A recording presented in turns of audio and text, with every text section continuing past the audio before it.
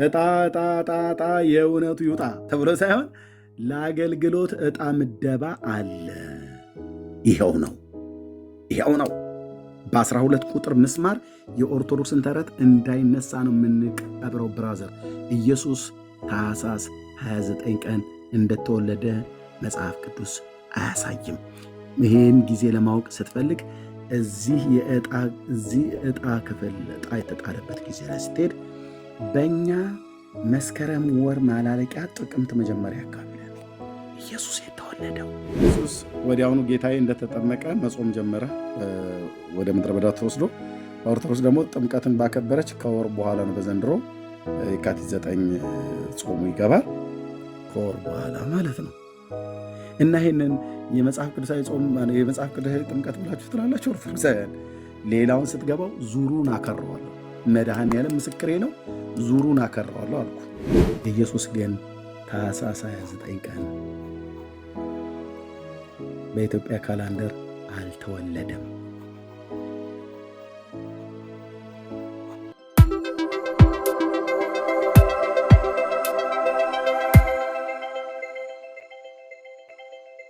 ሌሎቻችሁ እንዴት ናችሁ? ሕይወት፣ አገልግሎት፣ ክርስትና ጉዞ ከጌታ ጋር እንዴት ነው? እየበረታችሁ ነው ወይ? ወደ ፍጻሜያችሁ እየሮጣችሁ ነው? እየተጋችሁ ነው ወይ? በእግዚአብሔር ፊት እየሆናችሁ ነው ወይ? ከቃሉ ጋር ጊዜ እያሳለፋችሁ ነው ወይ? ጥያቄ ነው። ከዛ መልሱ ለእናንተ ነው። እየበረታችሁ ነው ወይ?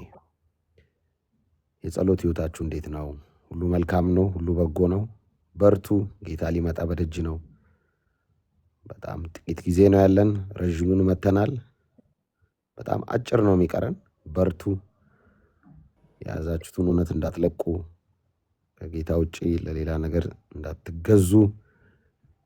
በዚህ እውነት ላይ እስከ መጨረሻ ጌታ እንዲያጸናችሁ፣ ጸጋ እንዲበዛላችሁ ምኞቴም ነው ጸሎቴም ነው። ባላችሁበት ሁሉ የሚያጸናው የሚያበረታው የሚያቆመው የእግዚአብሔር ጸጋ በእጥፍ በእናንተ ላይ እንዲሆን ጳውሎስ ለየቤተ ክርስቲያናቱ ደጋግሞ የሚያስታውሰው ያንን ሰላምታ ጸጋና ሰላም የሚለው በ13ቱ መልእክታት ላይ በ14ቱም ጸጋና ሰላም የሚልበት ምክንያት ለክርስቲያን ጸጋ እጅግ በጣም በጣም በጣም በዚህ ምድር ላይ ሲኖር ያለ እግዚአብሔር ጸጋ ክርስቲያን መኖር ስለማይችል ደግሞአለሁ። እኔም ጸጋና ሰላም ይብዛላችሁ። በርቱ፣ እንበርታ። ጥቂት ጊዜ ነው ያለን። ጌታ በቅርብ ይመጣል። ጌታ መልካም ነው እኮ አሁን እኮ እስኪ አንተ ጋር ካለ ቪዲዮ ነገ የለም። እውነቱን ለመናገር በእውነት ምን ይጠቅማል? ነገ ሆኖ ማስታወሻ ተብሎ አይቀመጥ። ያኔ እንዲህ ነበርኩ እንዲህ እየዘምር ያለው ምንድነው ፖይንቱ? በዚህ አጋጣሚ እንደው መናገር የምፈልገው ነገር ቅድም ያው ይሄኛው ርዕሱ እንዳለው ሆኖ ነው። ርዕሱን ኤርሚ ሲመጡ ሌሎችም ቅበተ እምነት ላይ ያሉ ሰዎች ሲመጡ ኦርቶዶክሳውያን ሲገቡ ሌሎቻችሁ ታወራቸዋላችሁ። ግን በጎነቱን ለመናገር የተጠራን ስለሆነ በጎነቱን መናገሩ ላይ ማዳኑን መናገሩ ላይ በጣም ፎከስ ማድረግ እንዳለብን ነው የሚገባኝ። እኔ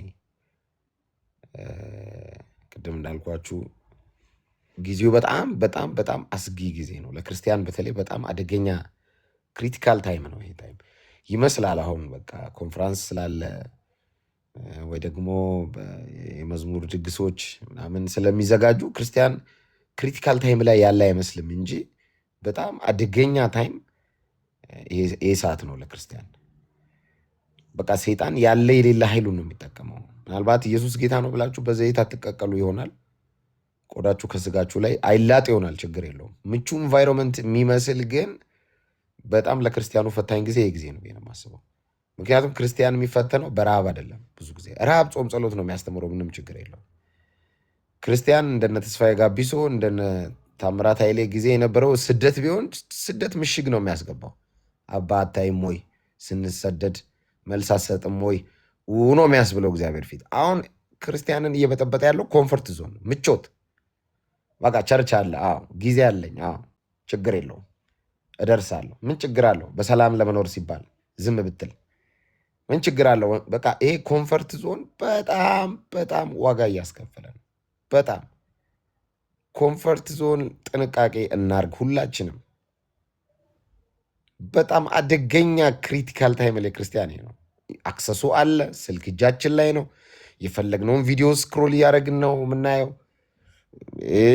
በቃ ይሄ ጌታ ይሄ ነውና በጣም በጥንቃቄ ማሰብ ያለብን ጊዜ ነው ያለው።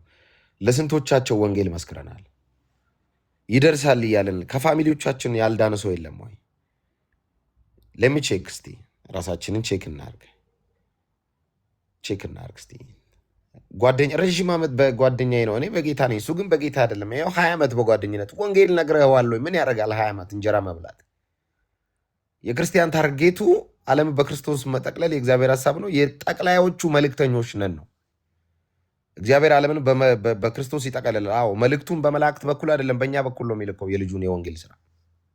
ምን ያደርጋል 10 ምናምን ዓመት ጓደኛዬ ነው፣ እሱ እንትን ነው፣ እኔ ግን ጴንጤ ነኝ። ወንጌል መስክር፣ ታገሉ፣ ጸልዩ፣ ጌታዎች ስጠኝ በሉ። ጌታ ጊዜ የለንም፣ በጣም አጭር ጊዜ ነው ያለን። ይመስላል ረዥም ምንኖር ቤት ስንገዛ ስንወልድ ሰው ላይክ ሲያደርግልን ቪዲዮችንን ትንሽ ሴሌብሪቲ ስንሆን ኮንትሮቨርሻል ኢሹ ላይ ሀሳብ ስንሰጥ እንትን ስንሆን በቃ ምንቆይ ነው ይመስለን። ትንታ ነው የሚገለን፣ ትንታ። ጴንጤ ማህበረሰብ በተለይ ክርስቲያን ለሌሎች ከመመስከራችን ባሻገር እኩል እንግዳ አለብን። እኛ ዝም ብለን አይደለም ምድር ላይ የምንኖረው፣ የምንጠብቀው መሲህ አለን፣ ሙሽራ አለን። እንግዳ እንዳለው ሰው ኮንሽስ ሆነን መኖር ነው ያለብን። ንቁ። ዛሬ ምሳ እናንተ ቤት ፕሮግራም አለኝ ቢል አንድ እንግዳ እንዴት ነው ቤቱን አጽድተን የምንጠብቀው? አዲስ አንሶላ፣ አዲስ ትራስ ጨርቅ፣ አዲስ ሶፋ እንትን አዲስ ተወልውሎ እንግዳ እመጣለሁ ሲልኩ ትልቁ እንግዳችን ኢየሱስ ይመጣል። ንቁ፣ እንንቃ።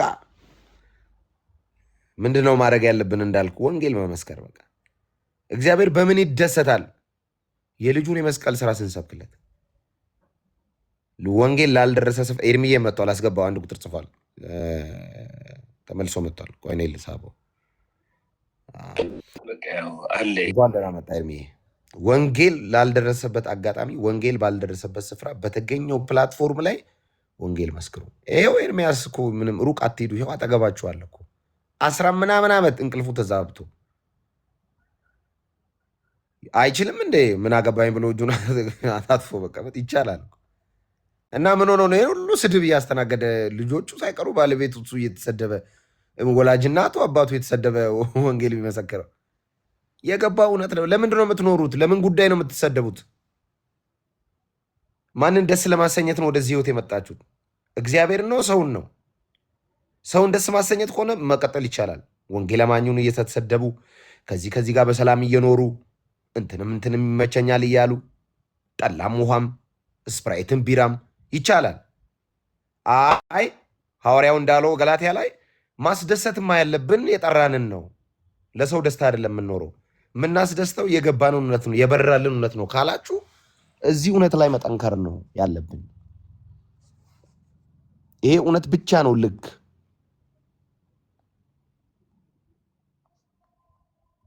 ሰውን ወይስ እግዚአብሔርን ደስ ለማሰኘት ሲናገር ምንድን ነው ያለው ጳውሎስ? ሰውን ደስ ባሰኝ የክርስቶስ ባሪያ ባልሆንኩ አለ። ደስ ልናሰኝ የምንሮጥለት ነገር የተገዛንለት ነገር ነው።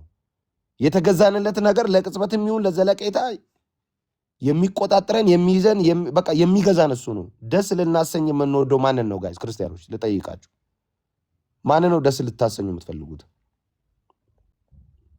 የምናስተምራቸውን ሰዎች፣ በህብረተሰብ ዙሪያችን የከበቡትን ወንድምቶችን፣ በማህበራዊ ገመድ የተሳሰርናቸውን፣ በህብረተሰብ ኮርቻ ተፈናጠው ከኛ ጋር አንድ ላይ ያሉትን መገዛታችን ለማን ነው? ነው ወይስ እንደ ጥላ ለሚያልፍ ብኩን ተወዳጅነት ነው? ሰውን ደስ ባሰኝ የክርስቶስ ባሪያ ባልሆንኩም። ለክርስቶስ ባሪያ መሆን በህይወት መንገስ እግዚአብሔርን ደስ ማሰኘት ነው። እግዚአብሔር ደስ የሚሰኘው በምንድን ነው? ይሄው ስንት ሰዓት ነው የታገለው እነዚህን ሁለት ወንድሞች እናቶችን ለማውራት? ይሄው ሩቅ አትሂዱ። እዚህ ይሄው ኤርሚ ሰዎችን ደስ ለማሰኘት ቢሆንስ የሚያስቅ ነገር አውርቶ ጭቃጭቆ ነው አለ። በቃ ግን እግዚአብሔር ይከብርበታል ወይ ነው በአገልግሎታችን። እግዚአብሔር ደስ የሚሰኘው ሰው ወንጌል ተመስክሮለት ሲድንና ሲድን ብቻ ነው። ቆንጆ የጸለያችሁ ቀን እግዚአብሔር እሰይ፣ እንደዛ እንዳታስቡ። እግዚአብሔር በክርስቶስ በኩል ኦልሬዲ ደስታውን ጨርሷል። እግዚአብሔር በእኛ የሚደሰተው ይህንን መልእክት ስንመሰክር፣ ይህንን ህይወት ስንኖረው ነው። ስለዚህ ጊዜ የለንም። ንቁ፣ በርቱ፣ እንበርታ። በጣም ክሪቲካል ታይም ነው። በጣም አጭር ጊዜ ነው ያለን። እኔ የሚሰማኝ እንደዛ ነው። እኔ የሚሰማኝ እንደዛ ነው። ወንጌል መስክሩ፣ ግዴላችሁም በዚህ እንሩጥ። ጌታ ደግሞ ይረዳናል፣ ጸጋ ይበዛልናል። ምንም ጥያቄ የለውም። የእግዚአብሔር እጅ ከኛ ጋር፣ ጸጋው አለ። ሲደክመን ሮጠን አባታችን እግር ስር እንገባለን። አቃተን አባ እንላለን። እንደገና ጸጋ ይሰጠናል። እንደገና እንሮጣለን። በክትክት በጦርነት ነው እዚህ ምድር ላይ የምንኖረው። ምንም ጥያቄ የለውም። የክፉ ገዢ ባለበት ዓለም ላይ ነው የምትኖሩት። እኔ በሰላም የመላእክት ክንፍ ተገጥሞላችኋል የሚል ትምህርት የለንም። ይደክማችኋል፣ ይዝላችኋል፣ አንዳንዴ ይሰለቻችኋል። ምንም ጥያቄ የለውም። ይሄ ግድ ነው፣ ያጋጥማል። ኮንሲስተንስሊ የመጀመሪያ በተነካችሁ በዛ መቀጠል ላይቻል ይችል ይሆናል። አንዳንዴ ትዝላላችሁ። አንዳንዴ መጽሐፍ ቅዱስ ማንበብ ሊያቀታችሁ ይችላል። መጸለይ ሊደክማችሁ ይችላል። አንዳንዴ 15 ቀን የሆነዋል ለዚህ ውስጥ ምናልባት ከጸለየ ሳምንት ያለፈዋል። ደክሞት አቅቶት ምን አድርግ ነው የምትለን እንዳልኩ ወደ ጸጋው ዙፋን በእምነት እንቅረብ። በድካማችን ሁሉ ሊራራልን የማይችል ሊቀ ካህናት የለንም። ደከመን ስንል ድካማችንን አንደርስታንድ ያደርጋል። አቃተን ስንል አንደርስታንድ ያደርጋል። ይሄ ጌታ አለ፣ ይሰማናል፣ ያየናል፣ ይመልሳል፣ አብሮን ነው። በርቱ፣ እንበርታ። ጥቂት ጊዜ ነው ያለን። ኤርሚዬ ተባረክ። በጣም ደስተኛ ነኝ ሁሌ ባንተ። ስለ ሁላችሁም ጌታን እጅግ አድርጌ ያመሰግናለሁ። እዚህ ገስት ላይ ላላችሁም፣ ታብታብ ለምታደረጉም፣ መልእክቱን ሼር ለምታደረጉም፣ በትዕግስት ለምትሰሙ ለእናንተም ደግሞ ብፁዓን ናችሁ። ምንም ጥያቄ የለውም። የእግዚአብሔርን ራዕየ ዮሐንስ ላይ እንደዛ ነው እኮ የሚለው አይደል? የሰማ ይህንን ቃል ያነበበ ብፁዕ ነው ይላልና ብፁዓን ናችሁ። ብፅዕና በአዲስ ኪዳን በሽበት በእድሜ በጥቁር በመልበስ በካቦርት አይገኝም። ብፅዕና የእግዚአብሔርን ቃል ከመስማት ጭምር። ብፁዓን ናችሁ። ቀልድ አይደለም። ኢየሱስ ሲባል በጣም እኮ ለማንበብ እኮ ከባዱ መጽሐፍ እኮ መጽሐፍ ቅዱስ ነው። ቀልድ አይደለም። ገልጣችሁ ስታነቡ ቀልድ አይደለም እኮ። አሁንና ዘፈን አልከፈትንላችሁ። ለዓይናችሁ የሚማርክ ነገር እኮ ከፍተን አላስቀመጠናችሁም። እዚህ በጣም የማይቀሟችሁን በጎ ዕድል ነው የመረጣችሁ። ተባርካችኋል። ባይዘው እዚህ ያላችሁ ሰዎች እንደ ከሰረ ሰው እንዳታዩ እዚህ መቆየታችሁን፣ ወንጌል ባለበት መቆየታችሁን እንደ ኪሳራ እንዳታዩ። በጣም የማትቀሙትን በጎ ዕድል ነው የመረጣችሁ። አይናው ለዓይን አያምርም። እውነት ነው። ለጆሮ አንዳንዴ ደስ የማይል ነገር ይነገራችኋል። በጽድቅ ኑሩ ሚል አማርኛ ለጆሮ እኮ ደስ አይልም፣ ግን ቁጭ ብላችሁ ሰምታችኋል። አዎ ብፁዓን ናችሁ። ምክንያት ለእግዚአብሔር ቃል ክብር ሰጥታችኋል። ለነፍሳችሁ እንደሚጠቅም አምናችኋል።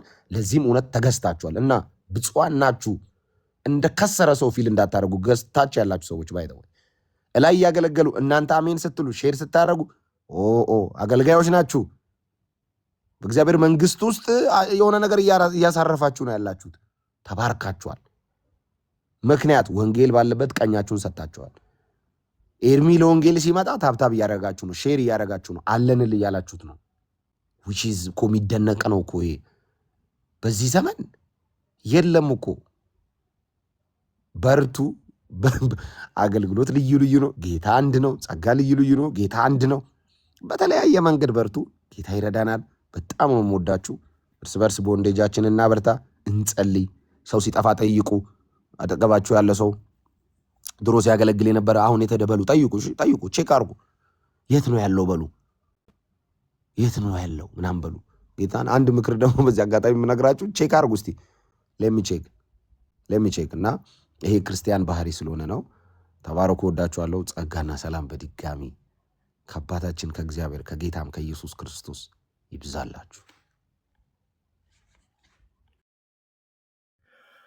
አሜን። ተባረክ ወንድማችን እንዳልክ ዘወትር ሁልጊዜ ከአንደበት የማይጠፋው ኢየሱስ የምታከብረው የምታወድሰው የምታገነው ኢየሱስ አሁንም አብዝቶ አብዝቶ ይባርክ።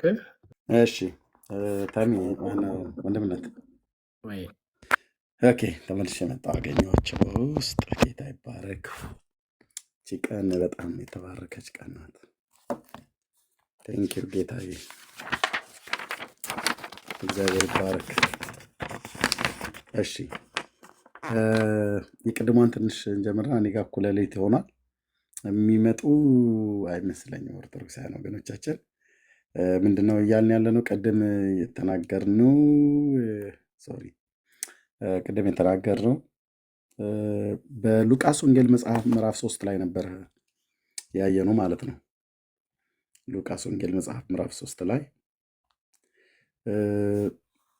ጢባሪዎስ ቄሳር በነገሰበት ዘመን ምንድን ነው ያለው? ቆይ እሱ ጋር ከመሄዳችን በፊት በዚህ ክፍል ላይ የታረኩትኝ አንድ ወረቀት ጣልኩት መሰለኝ። አዎ በዚህ ክፍል ላይ ጌታችን የተጠመቀበትና የጾመበት ዘመን ወራትና ቀናት እንደዚሁም ኦርቶዶክስ ተዋሕዶ ቤተክርስቲያን ጥምቀት በዓል ብላ የምትለውና የጌታን ጾም ነው ብላ የምትለው አብይ ጾም ብላ የምትለው ደግሞ ጾሙ የሚገባበት አስተውላችሁት ከሆነ ሁለቱ አይገናኙም።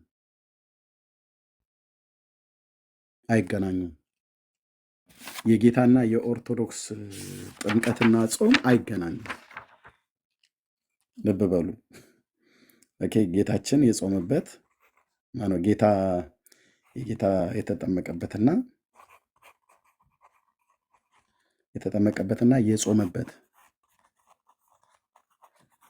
የጾመበት እንደዚሁም ኦርቶዶክስ ጥምቀት ብላ የምትለውና ጥምቀትና አብይ ጾም ብላ የምትለው ሁለቱ አይገናኙም። በምንም አይነት መንገድ አይገናኙም። ጌታ የተጠመቀበት ጊዜና ኦርቶዶክስ ጥምቀት ነው ብላ የምትልበት ጊዜ ጌታ የጾመው ጾምና ከጥምቀቱ ምን ያህል ርቀት አለው? በጥምቀቱና በጾሙ መካከል የጌታ ምን ያህል ዘመን ርቀት አለው? ርቀት። ይሄኛውስ በኦርቶዶክስ ጾምና በአብይ ጾም መካከል ምን ያህል ርቀት አለው? ይህንን ስታሰሉት በፍጹም አይገናኝም። ለምሳሌ የዘንድሮ ፋሲካ መቼ ነው የሚገባው? የዘንድሮ ፋሲካ መቼ ነው የሚገባው? ኢትዮጵያ ካላንደር ኦኬ ቱዴይ ጥር 10 ነው አይደል? ዛሬ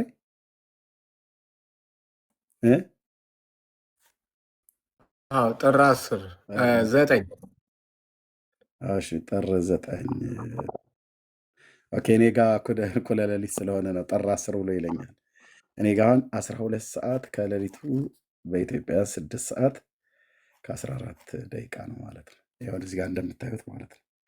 ለዛ ነው እኔ ጋ እሁድ ገብቷል። ለዛ ነው ኦኬ 10 ብሎ ያለው። ኦኬ እሺ ወር ላይ እንቀይረው። የካቲት የካቲት ጥር ነው። የካቲት አለ መጋቢት። የዘንድሮ አብይ ጾም መቼ ነው የሚገባው? እዚህ ጋር አልጻፈውም። በዓሉ ሚያዝያ 2 ነው። በዓሉ ጾም የሚገባው ሚያዝያ 2 ነው። አይ በዓሉ የሚከበረው እንግዲህ ከዛ 50 ቀን ወደኋላ 50 ቀንና 55 መቼ ነው የሚገባው? በትክክል ጻፉልኝ። ጾም መቼ ነው የሚገባው?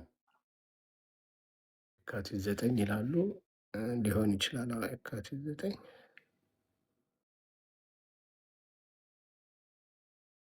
ትክክል ናችሁ? የካቲት 9 እሺ፣ የካቲት 9 እሺ። ኦኬ ጥምቀት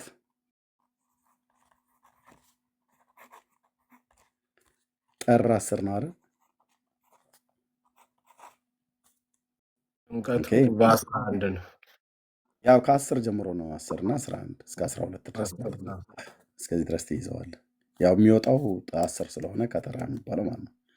ኦኬ የዘንድሮ አብይ ጾም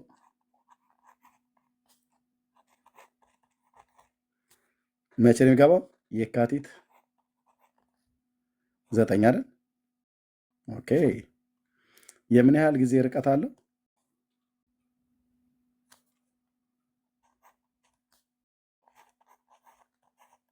አይደል? አንድ ወር የአንድ ወር ያህል ርቀት አለው አይደል? በጥምቀትና በኦርቶዶክስ ጥምቀትና በኦርቶዶክስ አብይ ጾም መግባት መካከል የስንት ቀን ርቀት አለው?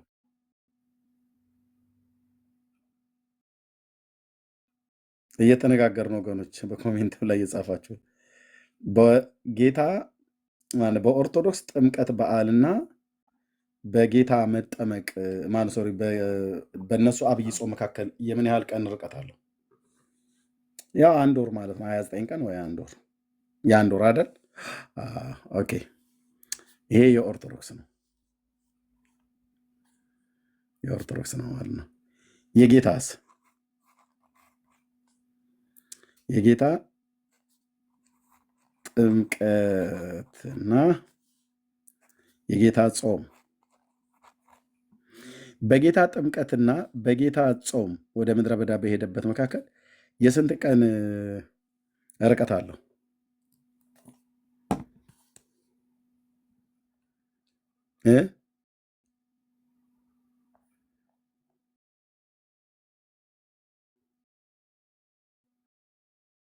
የስንት ቀን ርቀት አለው?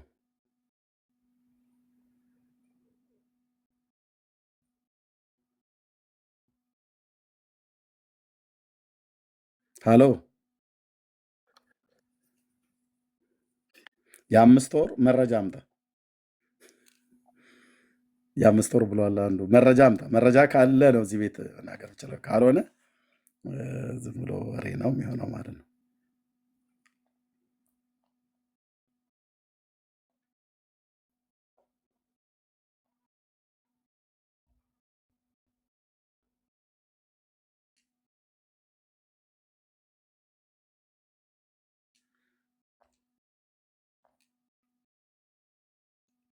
እ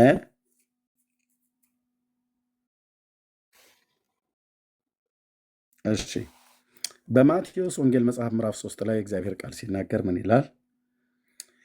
እሺ ኢየሱስም ከተጠመቀ በኋላ ወዲያው ከውሃ ወጣ፣ እነሆ ሰማያት ተከፈቱ፣ የእግዚአብሔርም መንፈስ እንደ ርግብ ሲወርድ በእርሱም ላይ ሲመጣ አየ። እነሆ ድምፅም ከሰማያት መጥቶ በእርሱ ደስ የሚለኝ የምወደው ልጄ ይህ ነው አለ።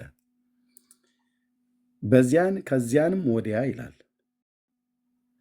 ኢየሱስ ከዲያብሎስ ሲፈተን ዘንድ መንፈስ ወደ ምድረ በዳ ወሰደው ይላል። ከዛ 40 ቀንና 40 ሌሊት ከጦመ በኋላ ተራበ ይላል። በዚህ ጾምና በጌታ ጥምቀት እና በጌታ ጾም መካከል የምን ያህል ቀን ወይ የምን ያህል ወር ርቀት አለው?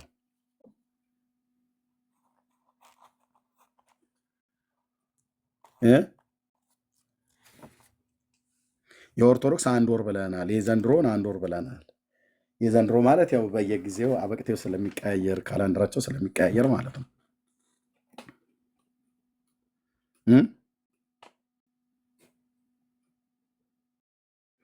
ጌታ ከተጠመቀ በኋላ ወዲያው ነው አደለ? ወደ ምድረ በዳ ሄደው አረ 15 ቀን ቆይቷል ብሎ የሚናገራል። ለዚህ በጥምቀቱና በጾሙ መጀመር መካከል ወር ቆይቷል ብሎ የሚላለ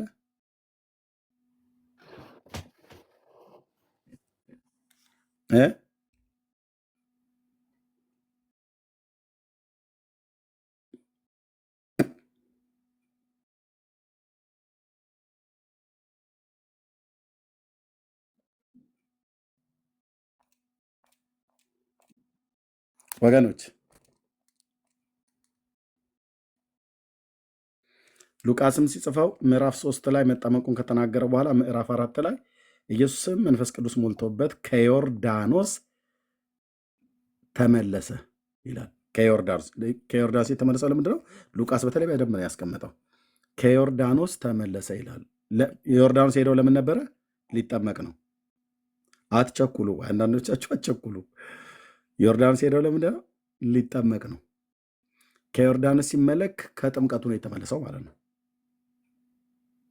ኦኬ፣ ከጥምቀት ከተመለሰ ከዛስ ከተመለሰ በመንፈስ ወደ ምድረ በዳ ተመርቶ 40 ቀን ከዲያብሎስ ተፈተረ። ከዚያም ቀኖቹ ምንም አልበላም፣ ምንም አልጨረሰም፣ ምንም አልበላም፣ ከተጨረሰም በኋላ ተራበ ይላል። ከዮርዳኖስ ከተመለሰ በኋላ ወዴት ነው ሄደው?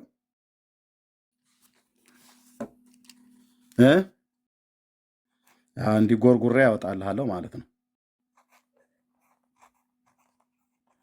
ከዮርዳኖስ ወዴት?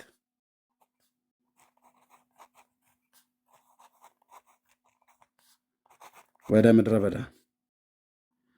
አረ ነው አይደለም? በዓላት አክባሪ። እስኪኑ ግቡና ተጋፈጡት።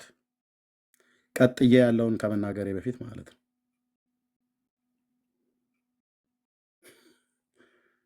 ቀጥዬ ያለውን ከመናገሬ በፊት ኑና እስኪ ግቡና ተናገሩ። ኢየሱስ ጌታችን ከዮርዳኖስ ተመለሰ ይላል። ከዛስ በመንፈስ ወደ ምድረ በዳ ተመርቶ 40 ቀን ከዲያብሎስ ተፈተነ። በእነዚያም ቀኖች ምንም አልበላም፣ ከተጨረሱም በኋላ ተራበ ይላል።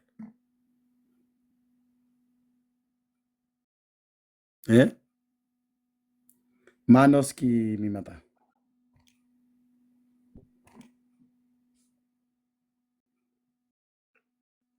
ገባ ገባ በሉ። በአዲሱ መደበኛ ትርጉም ላይ ምን እንደሚል ታውቃላችሁ? የክፍል ሉቃስ ኢየሱስ በመንፈስ ቅዱስ ተሞልቶ ከዮርዳኖስ እንደተመለሰ በመንፈስ ወደ በረሃ ወሰደው ይላል። መንፈስ ወደ በረሃ ወሰደው ይላል። ይሄ መንፈስ ብሎ የሚለው አንዳንድ ሰዎች ስታነቡት በርኩስ መንፈስ ተመርቶ ሄደ ይመስላችኋል። ኖ፣ እንደዛ አይደለም። ጌታ በርኩስ መንፈስ ተመርቶ አይደለም ሄደው። ይሄ መንፈስ ብሎ የሚለው እዚህ ጋር የእግዚአብሔር መንፈስ ነው የወሰደው። በእግዚአብሔር መንፈስ ነው ተመርቶ ወደ ምድረ በዳ ሄደው እንጂ መንፈስ ብሎ የሚለውን ቃል ሰይጣን እያላችሁ እንዳታነቡ። ኦኬ፣ እሱን አይመራውምና ሰይጣን ጌታን አይመራውምና ማለት ነው። ኦኬ፣ በመንፈስ ወደ በረሃ መንፈስ ወደ በረሃ ወሰደው ይላል። ማን የተሞላው? መንፈስ ቅዱስን ተሞልቶ ማለት ነው። ሰው ጌታ በመንፈስ ቅዱስ ተሞልቶ በሰይጣን መንፈስ ወደ በረሃ አይወሰድም። አንዳንድ ሰዎች ሲያነቡ እንደዛ ስላየው ማለት ነው። እንደዚያ አይባልም። እሺ፣ እንደዛ አይባልም። በመንፈስ ቅዱስ የተሞላው ጌታ በመንፈስ ቅዱስ ኃይል ነው ወደ በረሃ የተወሰደው። ኦኬ ኦኬ።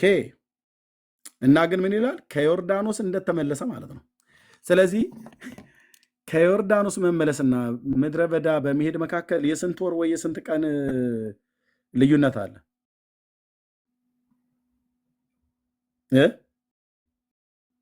የስንት ወር ልዩነት አለ? የስንት ሳምንታት?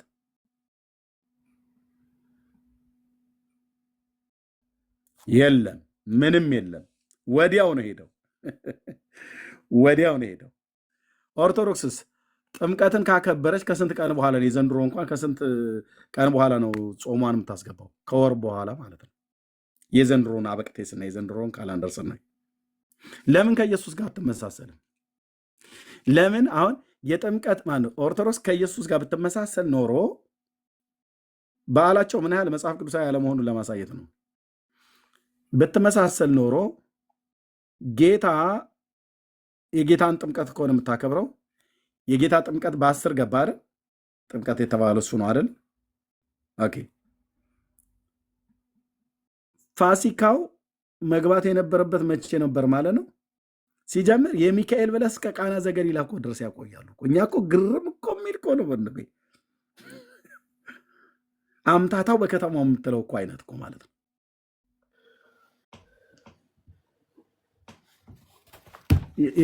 የሚካኤል ይግባ የአርሴማ አልገባ አለ፣ የሚካኤል አልወጣ አለ፣ አልንቀሳቀስ አለ እየተባለ የሚባል ቀልድ ማለት ነው።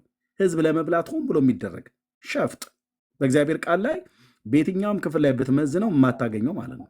ኦኬ ይሁን 10 ጥምቀትን ዋናው 11 ብለን እንበለው። 10 መውጫው ነው፣ 11 እንበለው። እዚህ ጋር 11 ላይ ነው ዋናው። ጌታ 3 ቀን ቆየ አይልም የዮርዳኖስ። ኦርቶዶክስ ግን 10 11 12 ብላ ትይዝላለች። ኦኬ 12 እና 10 ልትሆና 11 ጥምቀቱን በል። ጥምቀቱ በ11 ነው ጌታ የተጠመቀው ብለን በልስ በኦርቶዶክስ ጾሙ መቼ ነበር መግባት የነበረበት? በ12 ወዲያው በጥምቀት በዓል ወዲያው ነው ጾም መግባት የነበረበት። አብይ ጾም ጌታችን ቤኒ ቤኒ ቤኒ ከፍተሃል የሆነ ነገር። እሺ ጌታችን ወዲያውኑ እንደተጠመቀ ከዮርዳኖስ እንደተመለሰ መንፈስ ወደ በረሃ ወሰደ ይላል።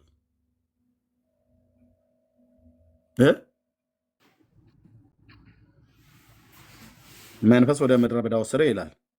ከዛ እስከተወሰደ በኋላ 40 ቀን አልበላም አልጠጣም ይላል። ማለት ጾሙ ጀመረ ማለት ነው።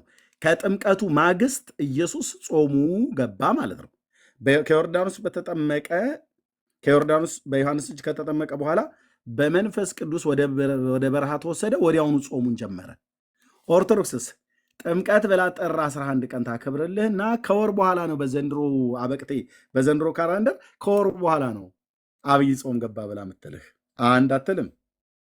ከዛስ ኢየሱስ 40 ቀን ነው ብሎ የሚለው ይኸው ምንም ሳይበላ 40 ቀን በዚያንም 40 ቀን በዲያብሎስ ተፈተነ ይላል። ምንም ሳይበላ ሳይጠጣ ማለት ነው። ኦርቶዶክስ ግን ከወር በኋላ ከየካቲት 2 በኋላ የአገር እህል እየበላች የአገር እህል ትውልዷ እየፈጀ ነው የምትጾመው። እየበሉ እየጠጡ ማለት ነው። እየበሉ እየጠጡ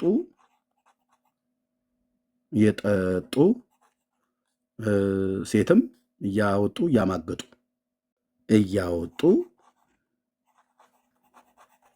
እያማገጡ እንጾማለን ብለው እኛ ላይ ሙድ ይይዛሉ ማለት ነው። እናንተ ጾም አትጾሙም ይሉናል። ይመጡና ልብ በል ጌታችን 40 ቀን ነው የጾመው። ኦርቶዶክስ ግን ስንት ቀን ነው የጾመው? 55 ቀን። ይሄ የኦርቶዶክስ ነው። የጌታስ የጌታ 40 ቀን ገራሚ እኮ ነው። የስንት ቀን ልዩነት አለው? የ15 ቀን። ማን የጨመረው? ኢየሱስ ወይስ ኦርቶዶክስ? ኦርቶዶክስ ነው የጨመረችው። ኢየሱስ በጾመው ላይ ለምን ጨመረች? እንደ ልቡ ስለሆነች፣ እንደ ቃሉ ሳይሆን እንደ ልቡ ናት። እንደ ልቡ ማለት ነው። አንደኛ በቀን አይገናኙም። ኢየሱስ 40 ቀን ጾመ፣ ኦርቶዶክስ 55 ቀን ጾመ ላለች። ኢየሱስ ወዲያውኑ ጌታዬ እንደተጠመቀ መጾም ጀመረ፣ ወደ ምድረ በዳ ተወስዶ።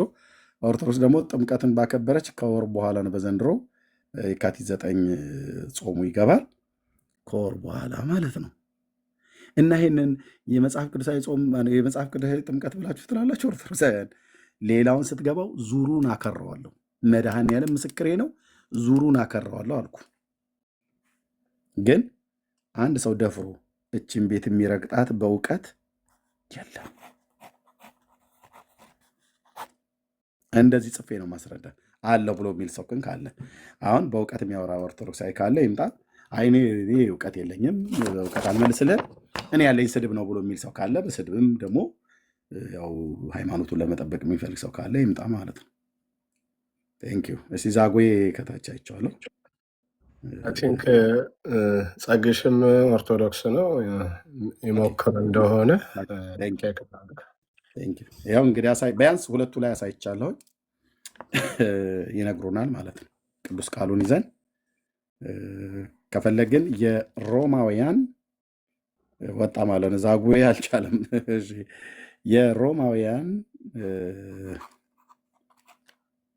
የሮማውያን ሂስቶሪን አንድ ታሪክ ላይ እናያለን።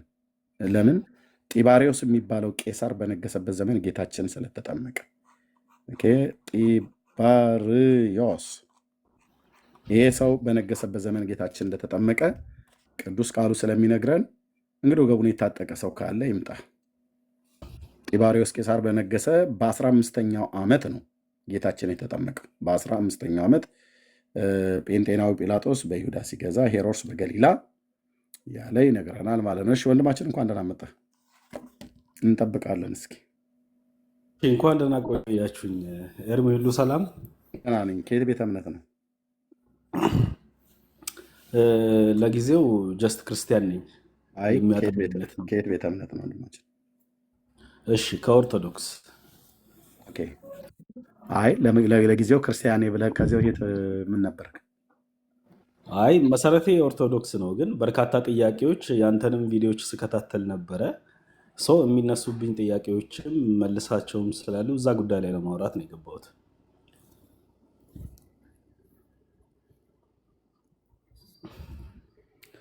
ይሰማል ድምፄ?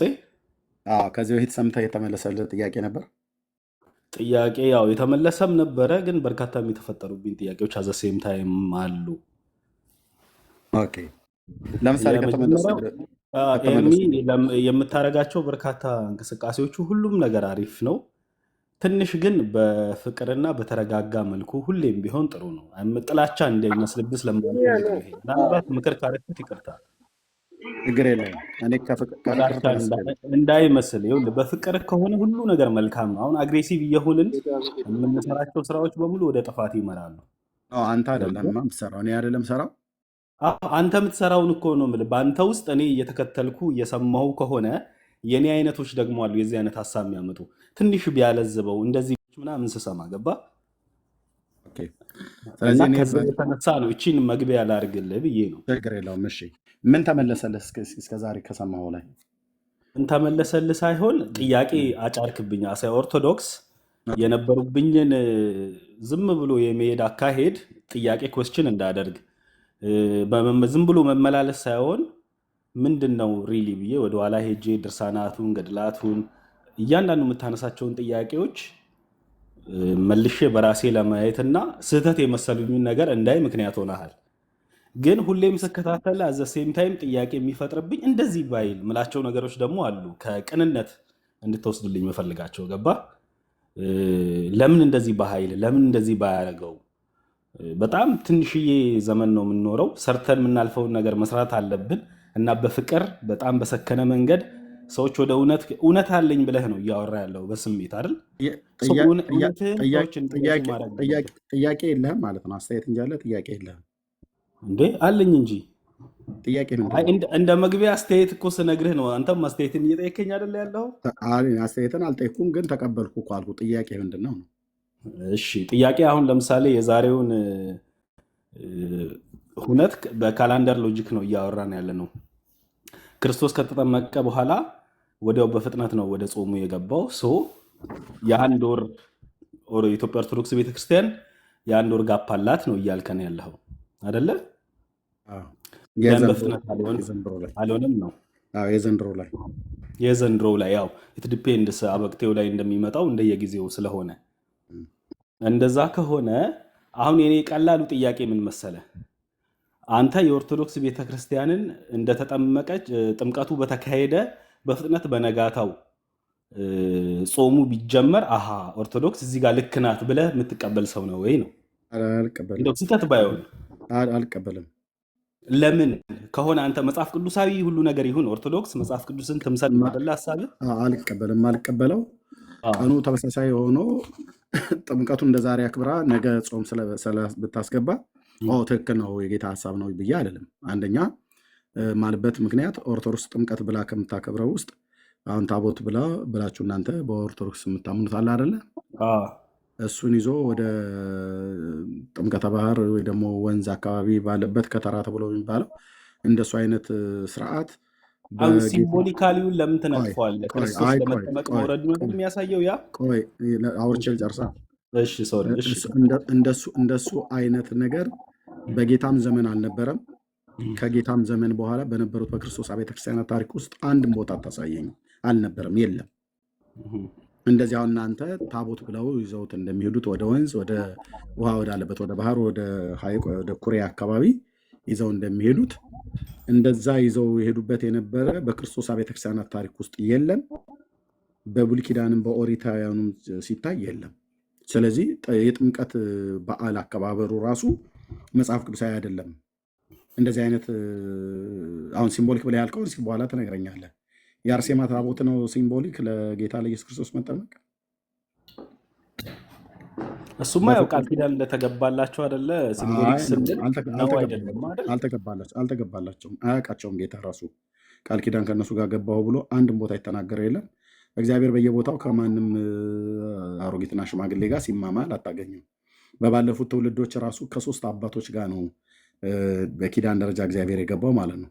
ዓለም ከተፈጠረ ጊዜ ጀምሮ የመጨረሻው ከግለሰብ ጋራ የገባው ኪዳን ጌታ ከዳዊት ጋር ነው። ኦኬ፣ የመጨረሻውን ከግለሰብ ጋራ ማለት ነው። ከሱ በፊት የነበረው ከአብርሃም ጋር ገብቷል። ከሱ በፊት የነበረው ከአብርሃም ከሱ በፊት የነበረው ከኖህ ጋር ገብቷል። ኦኬ፣ ከግለሰቦች ጋር ጌታ የገባው ኪዳን ከነዚህ 3 አባቶች ጋር፣ የመጨረሻውን ከግለሰቦች ጋር የገባው ጌታ ከዳዊት ጋር ብቻና ብቻ ነው።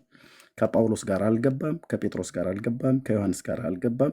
ከዳዊት በኋላ ከተነሱ የብሉይ ኪዳን ነቢያት ጋር ቃል ኪዳን አልገባም። ከኢሳያስ ጋር አልገባም፣ ከኤርሚያስ ጋር አልገባም። ባሪያዎቹ ናቸው፣ ነቢያት ናቸው። ከሕዝቅኤል ጋር አልገባም። ከሚኪያስ፣ ከዕንባቆም፣ ከሶፎንያስ፣ ከሐጌ፣ ከዮናስ ጋር አልገባም። እናንተ አሁን ልክ በኦርቶዶክስ ተዋሕዶ ቤተክርስቲያን እንደሚባለው ማለት ነው። ከአርሴማ ጋር ገባ፣ ከእንትና ጋር ገባ፣ ከእንትና ጋር ገባ፣ እንትናን ማለላት፣ ያውም ደግሞ ዝክርሽን የዘከረ መታሰቢያሽን ያደረገ ምሬ ምርልሻለሁ ብሎ አላት እየተባለ የሚባለው ጌታ አልገባም። ከህዝብ ጋር ግን 2 ጊዜ ኪዳን ገብተዋል። አንድ በአብርሃምና በዳዊት መካከል ከእስራኤል ህዝብ ጋር ገብተዋል። ከእስራኤል ህዝብ ጋር እንደ ህዝብ ከእስራኤል ህዝብ ጋር፣ በኋላ ደግሞ ከዳዊትም በኋላ በአዲስ ኪዳን ማለት ነው ከእስራኤል ህዝብ ጋር ገብተዋል። ከህዝብ ጋር ከእስራኤል ጋር አዲሱን ኪዳን ከእስራኤል ጋር፣ ብሉይ ኪዳኑን ከእስራኤል ጋር ገብቷል። እንደ ህዝብ ከአንዱ ህዝብ ጋር 2 ጊዜ ኪዳን ገብቷል ጌታ። አንደኛው በሲና ተራራ፣ ሁለተኛው ቀራንዮ ኮረብታ ላይ ራሱ አምላክ ከድንግል ተወልዶ ራሱን ቤዛ አድርጎ ኪዳን ገብቷል ማለት ነው ከህዝብ ጋር። ለዚህም ነው በነቢዩ በኤርምያስ መጽሐፍ ምዕራፍ 31 ቁጥር 31 ላይ በዚያን ወራት ከእስራኤል ቤትና ከይሁዳ ቤት ጋር አዲስ ኪዳን የምገባበት ወራት ይመጣል ይላል እግዚአብሔር ብሎ ነቢያት የተናገሩት ማለት ነው። ከግለሰቦች ጋር ከነዚህ ጋር ገባ እንጂ ከእነ አርሴማ ከምትሏቸው ጋር ከማንም ጋር አልገባም። ስለዚህ አሁን ጥምቀተ ባህር እኮ የማይሄድ የለም። የወለተ ጊዮርጊስ፣ እነ ተክለ ሃይማኖት፣ የነ ጊዮርጊስ፣ የነ አርሴማ ምናምን ነገር ብላችሁ የምትሏቸው የአቡነ ሀብተ ማርያም የአቡነ እንትና ብላችሁ የምትሏቸው በጣም ብዙ የፍጡራን ታቦታት ተብሎ የተባሉቱ ይሄዳሉ። የት ጥምቀተ ባህር ምን ሊያደርጉ? ምንም ላይፈይዱ፣ ምንም ላይሰሩ። ተምሳሌታዊ ተብሎ ሊባል አይችልም ለጌታ። ኦኬ፣ እናንተ እንደምታደርጉት በክርስቶስ ቤተክርስቲያን ታሪክ ውስጥ በቤተክርስቲያን ታሪክ ውስጥ አንድ ሰው ቀርቦ ይሄ ቤተክርስቲያን እንደዚህ ያደርግ ነበር ብሎ የሚል በመጽሐፍ ቅዱስ ላይ ሊያሳየን አይችልም። ብዙ የክርስቶስ አብያተ ክርስቲያናት አሉ። እነዚያውን ስማቸውን እዚህ በመጽሐፍ ቅዱስ ላይ የምታያቸው አብያተ ክርስቲያናት የጌታ አብያተ ክርስቲያናት ናቸው። እነዚህ ጋር የተጻፉት ማለት ለምሳሌ አሁን የሮሜ ማለት በሮሜ ጣሊያን ከተማ ውስጥ የነበረች የጌታ ቤተክርስቲያን ናት። የሮሜ ቤተክርስቲያን ማለት በጣም የጌታ ቤተክርስቲያን ናት፣ ጥንታዊት ቤተክርስቲያን። የቆሮንቶስ አንደኛና ሁለተኛ የሚባለው ግሪክ ውስጥ ያለ ቤተክርስቲያን ነው። የገላትያም ልክ እንደዚሁ ማለት ነው። የኤፌሶን በቱርክ ውስጥ ያለች ነች፣ የጌታ ቤተክርስቲያን ናት። ፊልጵስዩስ አለ፣ ቆላሲያስ አሉ፣ ተሰሎንቄ የሚባለው አለ። የጢሞቴዎስ መልእክት ለግለሰብ ቢሆንም ግሪካዊና አይሁዳዊ ሰው ነው፣ ለእሱ የተጻፈው ነው። አብዛኞቹ የክርስቶስ ቤተክርስቲያናት ናቸው። በእነዚህ አብያተ ክርስቲያናት ውስጥ አንዳችም የተደረገ የለም። በተለይ ደግሞ በዚህ በራእይ መጽሐፍ ምዕራፍ 2 ላይ የኤፌሶን ቤተክርስቲያን አለች፣ የጴርጋሞን፣ የሰርዴስ፣ የፊላደልፊያ፣ የቲያጥሮን፣ የሎዶቅያ ቤተክርስቲያን አሉ። በእነዚህ ቤተክርስቲያን ውስጥ አሁን እናንተ እንደምታደርጉት የጥምቀት በዓል የከተራ በዓል ብለው የፍጡራንን ታቦት ይዘው ፊገራቲቭ ነው፣ ምሳሌያዊ ነው፣ ሜታፎሪክ ነው እያሉ ይዘው የሚወጡበት አልነበረም። ስለዚህ ቀኑ በጥምቀቱ በኋላ በማግስቱ ጾሙን ብታስገቡትም አልቀበልም። አጠቃላይ የኢትዮጵያ ኦርቶዶክስ ቤተክርስቲያን የጥምቀት በዓል በእውነት አስተውሎ ላየው ይህ መጽሐፍ ቅዱሳዊ እንጂ መጽሐፍ ቅዱሳዊ አይደለም። ጥያቄ መጠየቅ ከቻልኩ ትችላለህ።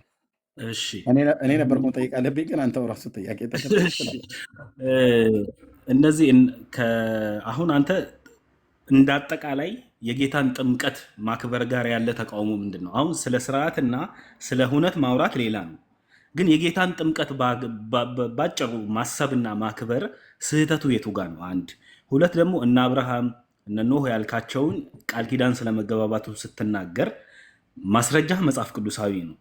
ግን ዩ ቲንክ ሁሉም አይነት ሀሳቦች ሁሉም አይነት አሁን በክርስቲያናዊ እንግዲህ እኛ ያለን ታሪክ ይታወቃል። ሁሉም ነገር በመጽሐፍ ቅዱስ ተጠቅልሎ ተጽፏል ብለህ ታስባለህ? ሁሉም አይነት ነገር ማለት እዛ ላይ ያልሰፈረ ነገር አለ አይደለ? ስለዚህ ከዚህ አንጻር ሁለቱን ውስጥ ደግሞ እንዴት ታየዋል? ጥሩ ነው። ኦኬ፣ ሁሉ ነገር በመጽሐፍ ቅዱስ ላይ አልተጻፈም። ጌታ ያደረጋቸው እንኳን ታምራት በመጽሐፍ ቅዱሳችን ላይ ሲናገር፣ በዮሐንስ ወንጌል ላይ ሲናገር ማለት ነው በሁለት ክፍል በምዕራፍ 20 በምዕራፍ 21 ላይ ጌታ ያደረገው ብዙ ታምራቶች እንደነበሩ፣ እነዛ ታምራቶች ግን ሁላቸው አልተጻፉም። ግን የተጻፉት ደግሞ ለሕይወት የሆነን ዘንድ የተጻፉት ክርስቶስ የእግዚአብሔር ልጅ እንደሆነ አምነን በስሙ ሕይወት የሆነልን ዘንድ ይሄ ተጽፏል ብሎ ሐዋርያው ጽፎልናል ማለት ነው። ሐዋርያው ዮሐንስ ከጻፈው ውጭ እኛ ልንጨምር፣ ጴንጤ ሊጨምር፣ ካቶሊክ ሊያጎድል፣ ኦርቶዶክስ ልጨምር በፍጹም መብት ስልጣን የላትም። ኦኬ፣ ይህ ተጽፏል ብሎ ያሉት ሐዋርያቱ በጻፉት ውስጥ ጽፈዋል። እኔ የጌታን ጥምቀት የተጠመቀበትን ጊዜ አይደለም እየተቃወምኩ ያለሁት። ጌታማ ተጠምቋል። የጌታን ጥምቀት አይደለም የምቃወመው። እየተቃወምኩ ያለሁት የኦርቶዶክስን የጥምቀት በዓል መጽሐፍ ቅዱሳዊ አይደለም ነው እያልኩ ያለሁት። ጌታማ ለመጠመቁ እኮ በሉቃስ ወንጌል መጽሐፍ ምዕራፍ 3 ላይ ቅድም ባሳየው ክፍል ላይ ጢባሪዎስ ቄሳር በነገሰበት ዘመን በ15ኛው ዓመት ጌታችን በዮሐንስ እጅ ሊጠመቅ ወደ ዮርዳኖስ መጣ ብሎ ቅዱስ ሉቃስ እንደዚህ ጽፎልናል። ኦኬ፣ ዘመን ይታወቃል ማለት ነው። ጢባሪዎስ ቄሳር በነገሰበት ዘመን የሮም መንግስት ነው። እሱ በነገሰበት በ15ኛው ዓመት ማለት ሰውየው በነገሰ በ15ኛው ዓመት ማለት ነው። ኦኬ፣ ዓመቱን ይነግረናል። ወራትና ቀኑን ባይነግረንም ዓመቱን ይነግረናል። ዓመቱን ጌታ በተጠመቀበት ዘመን ማን እንደነገሰ፣ በተወለደበትም ዘመን ደግሞ እዚህ አውጉስጦስ ቄሳር የሚባል ደግሞ ሌላኛው የሮም ንጉስ ነበረ። ጌታ በተወለደበት ዘመን አውጉስጦስ ቄሳር ትእዛዝ ወጣ ይላል። ኦኬ፣ አውጉስጦስ ቄሳር በሮም ላይ በገዛበት ጊዜ የህዝብ ቆጠራ እንዲደረግ የሮም መንግስት ግዛት የያዘው የሳውዘርን ኤሮፕ፣ ዌስተርን ኤዥያ፣ ኖርዘርን አፍሪካ በሙሉ በግዛታቸው ውስጥ ስለነበረ ማለት ነው። በታላቁ የሜዲትራኒያን ባህር ዙሪያ ያሉትን ሀገሮች በሙሉ ሮም በቀኝ ግዛት ይዛ ስለነበር ሰሜን አፍሪካን፣ ደቡብ አውሮፓንና ምዕራብ እስያን ማለት ነው። ምዕራብ እስያን ስትይዝ እንግዲህ እስራኤል አንዷ ከምዕራብ እስያ ውስጥ ነች። እስራኤል ያለችው በእስያ አህጉር ውስጥ የምትጠቃለለው ዌስተርኑ ፓርት ነውና ለእስያ የእስራኤል ፓርት ማለት ነው። ስለዚህ እነሱን ሁሉ አገሮች በገዛበት ዘመን አውጉስጦስ ቄሳር እሱ በቅኝ ግዛት ይገዛባቸው በነበሩ አገሮች ሁሉ የህዝብ ቆጠራ እንዲደረግ ትእዛዝ አውጥቷል። ይህ ቄሳር የሚባለው አውጉስጦስ ቄሳር መቼ ነው የነገሰበት ዘመን፣ ጢባሪዎስ ቄሳር መቼ ነው የነገሰበት ዘመን የሚለው ለማወቅ ከፈለግን ወደ ሮም መንግስታት ታሪክ ውስጥ ነው የሚሄድ። እዚህ እኔ አንድ ታሪክ ምሁራን ከ30 በላይ የሚሆኑ ወይ ከ20 ወይ ከ30 በላይ የሚሆኑ የታሪክ ምሁራን በዚህ በውጭ ዓለም ላይ የተሳተፉበት ከ20 እስከ 30 ባልሳሳት ምሁራን የተሳተፉበት የቢብሊካል ሂስቶሪ አለ፣ አንድ ትልቅ ቡክ። እሱን ገዝቼ ባየሁበት ሰዓት ላይ ይሄ በዓለም አቀፍ የሚታመን ነው፣ ይህን ታሪክ ትክክለኛ ታሪክ አይደለም ብሎ የሚል ሰው ካለ ገብቶ ከኔ ጋር ማውራት ይችላል። ዲናይ ሊያደርግ የሚችል ሰው ካለ ማለት ነው፣ ትንሽ የታተረ ሰው ካለ ማለት ነው። እና እነዚህ የታሪክ ምሁራን በዓለም አቀፍ የታወቁ ሰዎች ናቸው። እንደዚህ ያወጡት ታሪክ አለ። ኦኬ፣ እነኚህ ነገስታት መቼ እንደነገሱ። ኦኬ፣ ሮም ኪንግደም ኢምፓየር እዚህ ጋር ማለት ነው። ሮማን ኢምፓየር ይታያል። አቤት፣ ከምን ላይ ነው ይሄ መረጃ የምትሰጠን? ቡክ ነው፣ አንድ ቡክ ነው። ቡኩን ስሙን አላስታውሰውም እኔ በሲዲ አስቀርቸው። መጽሐፉ ግን አለ፣ ለአንድ ፓስተር አውሸው ነው።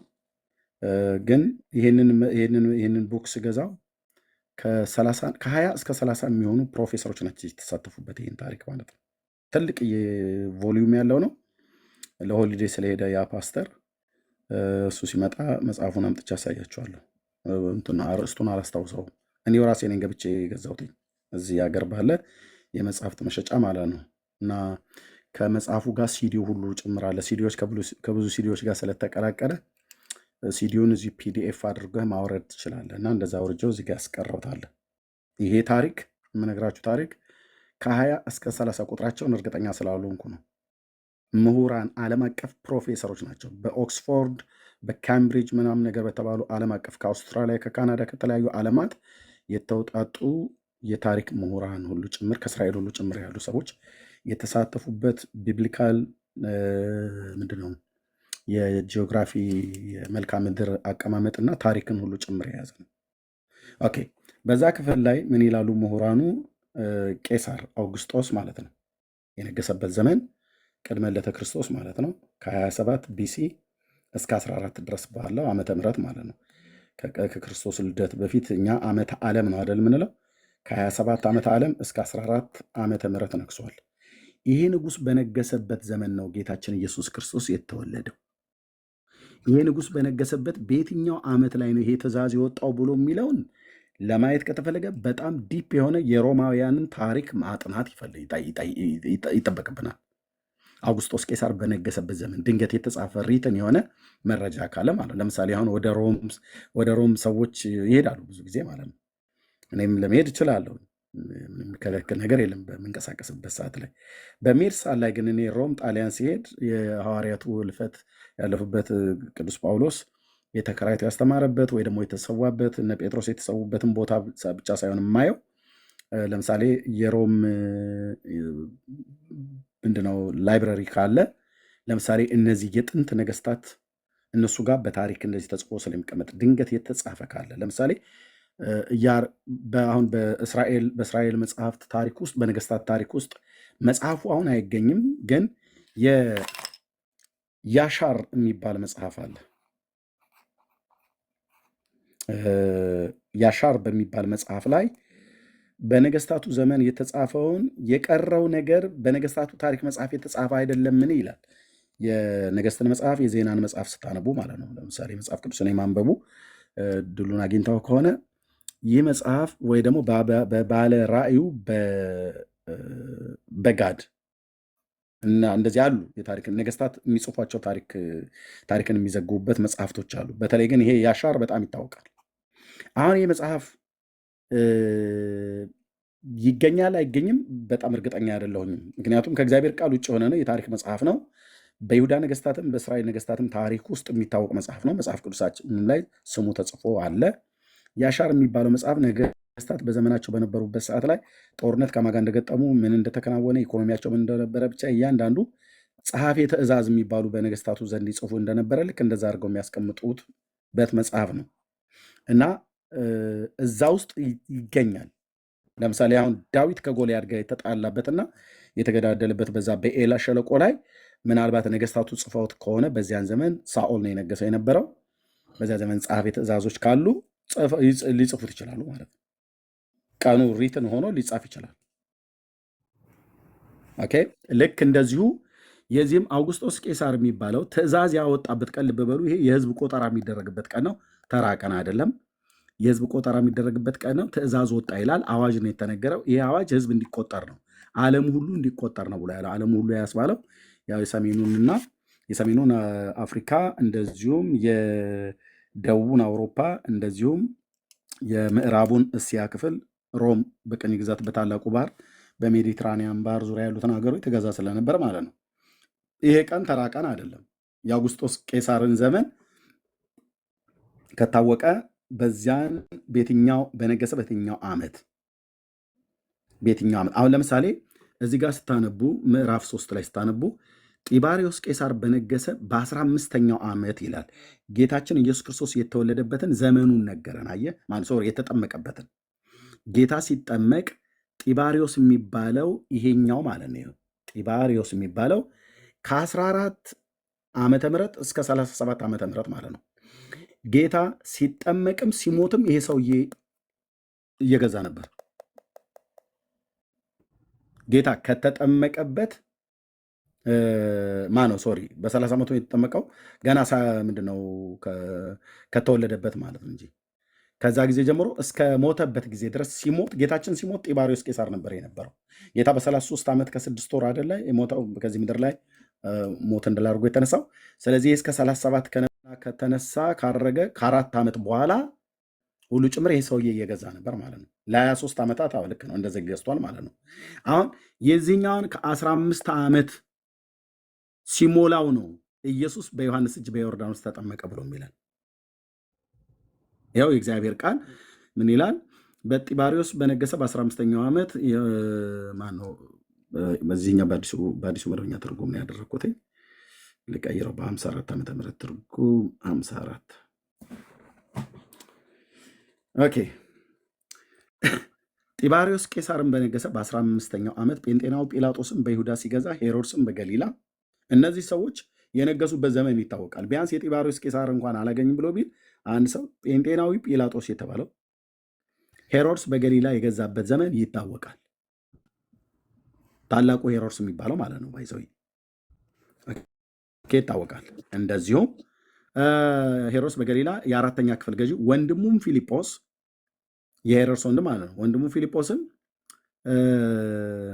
በገሊላ አራተኛ ክፍል ገዢ ወንድሙ ፊልጶስም በኢጦሪያኖስም በጥሪያኮዲኖስም አገር የአራተኛ ክፍል ገዢ ሊሳኒዮስም በሳቢላኒስ የአራተኛ ክፍል ገዢ ሆነው ሳሉ ይላል።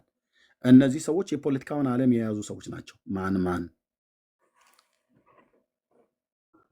ጢባሪዎስ 1፣ ጲላጦስ 2፣ ሄሮድስ 3፣ ወንድሙ ፊልጶስ 4፣ ሊሳኒዮስ 5። 5 ሰዎች ባለስልጣናት አሉ፣ ፖለቲካውን ዓለም የያዙት ማለት ነው። 5 ልብ በሉ፣ 5 ፖለቲካውን ዓለም የያዙት ሰዎች አሉ። ፖለቲካው ማለት የህዝብ አስተዳደር ነው፣ ህዝብን የሚገዙ የነበሩ ማለት ነው። ከዛ ሐናና ቀያፋ የሚባሉ 2 ሊቀ ካህናት አሉ። ኦኬ። እነዚህ መንፈሳዊውን ዓለም የያዙ 2 ሰዎች፣ ፖለቲካውን የተቀራመቱ 5 ሰዎች፣ በድምሩ 7 ሰዎች ባሉበት ዘመን ነው የእግዚአብሔር ቃል ምን ይላል? ሐናና ቀያፋ ሊቀ ካህናት ሳሉ የእግዚአብሔር ቃል ወደ ዘካርያስ ልጅ ወደ ዮሐንስ በምድረ በዳ መጣ ይላል። ኦኬ። ከዛም በነቢዩ በኢሳይያስ ቃል መጽሐፍ የጌታን መንገድ አዘጋጁ ጥርጊያውንም አቅኑ እያለ በምድረ በዳ የሚጮህ ሰው ድምፅ አዘቅቱ ሁሉ ይሙላ፣ ተራራውና ኮረብታው ሁሉ ዝቅ ይበል፣ ጠማማው የቀና መንገድ ይሁን፣ ሸካራውን መንገድ ትክክል ይሁን፣ ሥጋ የለበሰ ሁሉ የእግዚአብሔርን ማዳን ይይ ተብሎ እንደተጻፈ ለኃጢአት ስርየት የዮሐንስ የንስሐን ጥምቀት እየሰበከ በዮርዳኖስ ዙሪያ ወዳለችው ሀገር ሁሉ መጣ ይላል። ዮሐንስ። እነማን? እነዚህ ሰዎች ስትራቴጂ የሆነውን ቦታ ይዘውት 5 ፖለቲከኞች እየገዙ የነዚህ ተጠሪነታቸው በሙሉ ጲላጦስም ቢሆን ሄሮድስም ቢሆን ፊልጶስም ቢሆን ሊሳኒዮስ የሚባሉት በሙሉ ተጠሪነታቸው ለማን ነው? ለጢባሪዎስ ቄሳር ነው። ለጢባሪዎስ ቄሳር ነው። ጌታ በዚህን ጊዜ ነው በ30 ዓመቱ በዮሐንስ እጅ ተጠመቀ ብሎ የሚለን ማለት ነው። እዚህ ጋር ህዝቡ ሁሉ ከተጠመቁ በኋላ ኢየሱስ ደግሞ ተጠመቀ፣ ሲጸልይም ሰማያት ተከፈተ ይላል። ጌታ በዚህ ጊዜ ነው የተጠመቀው ማለት ነው።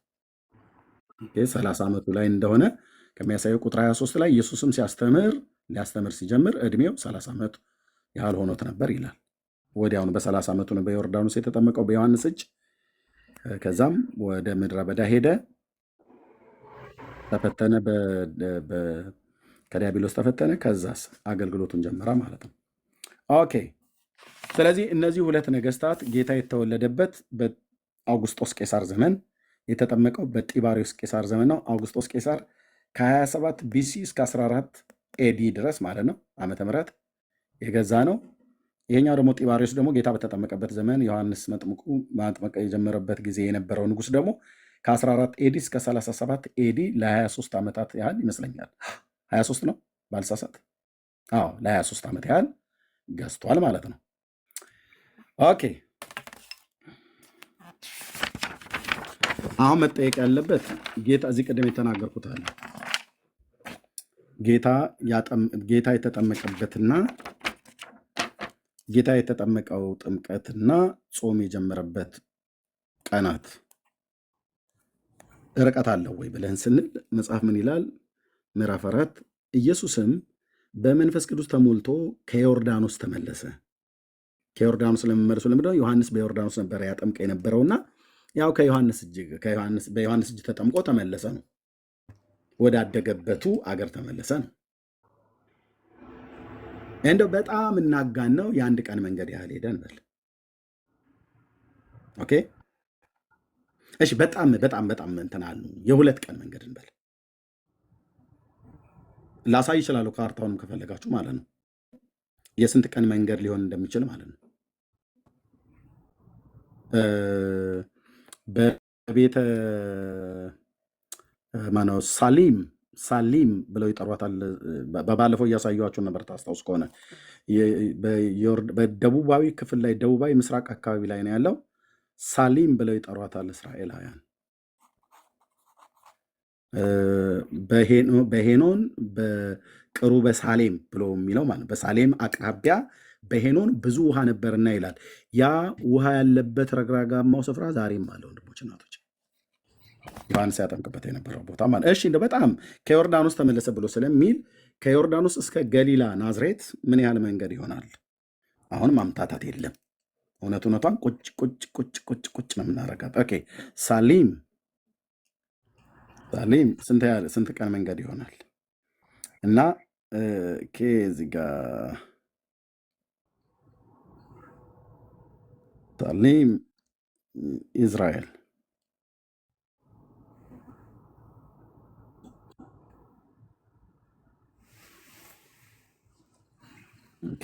ማፕ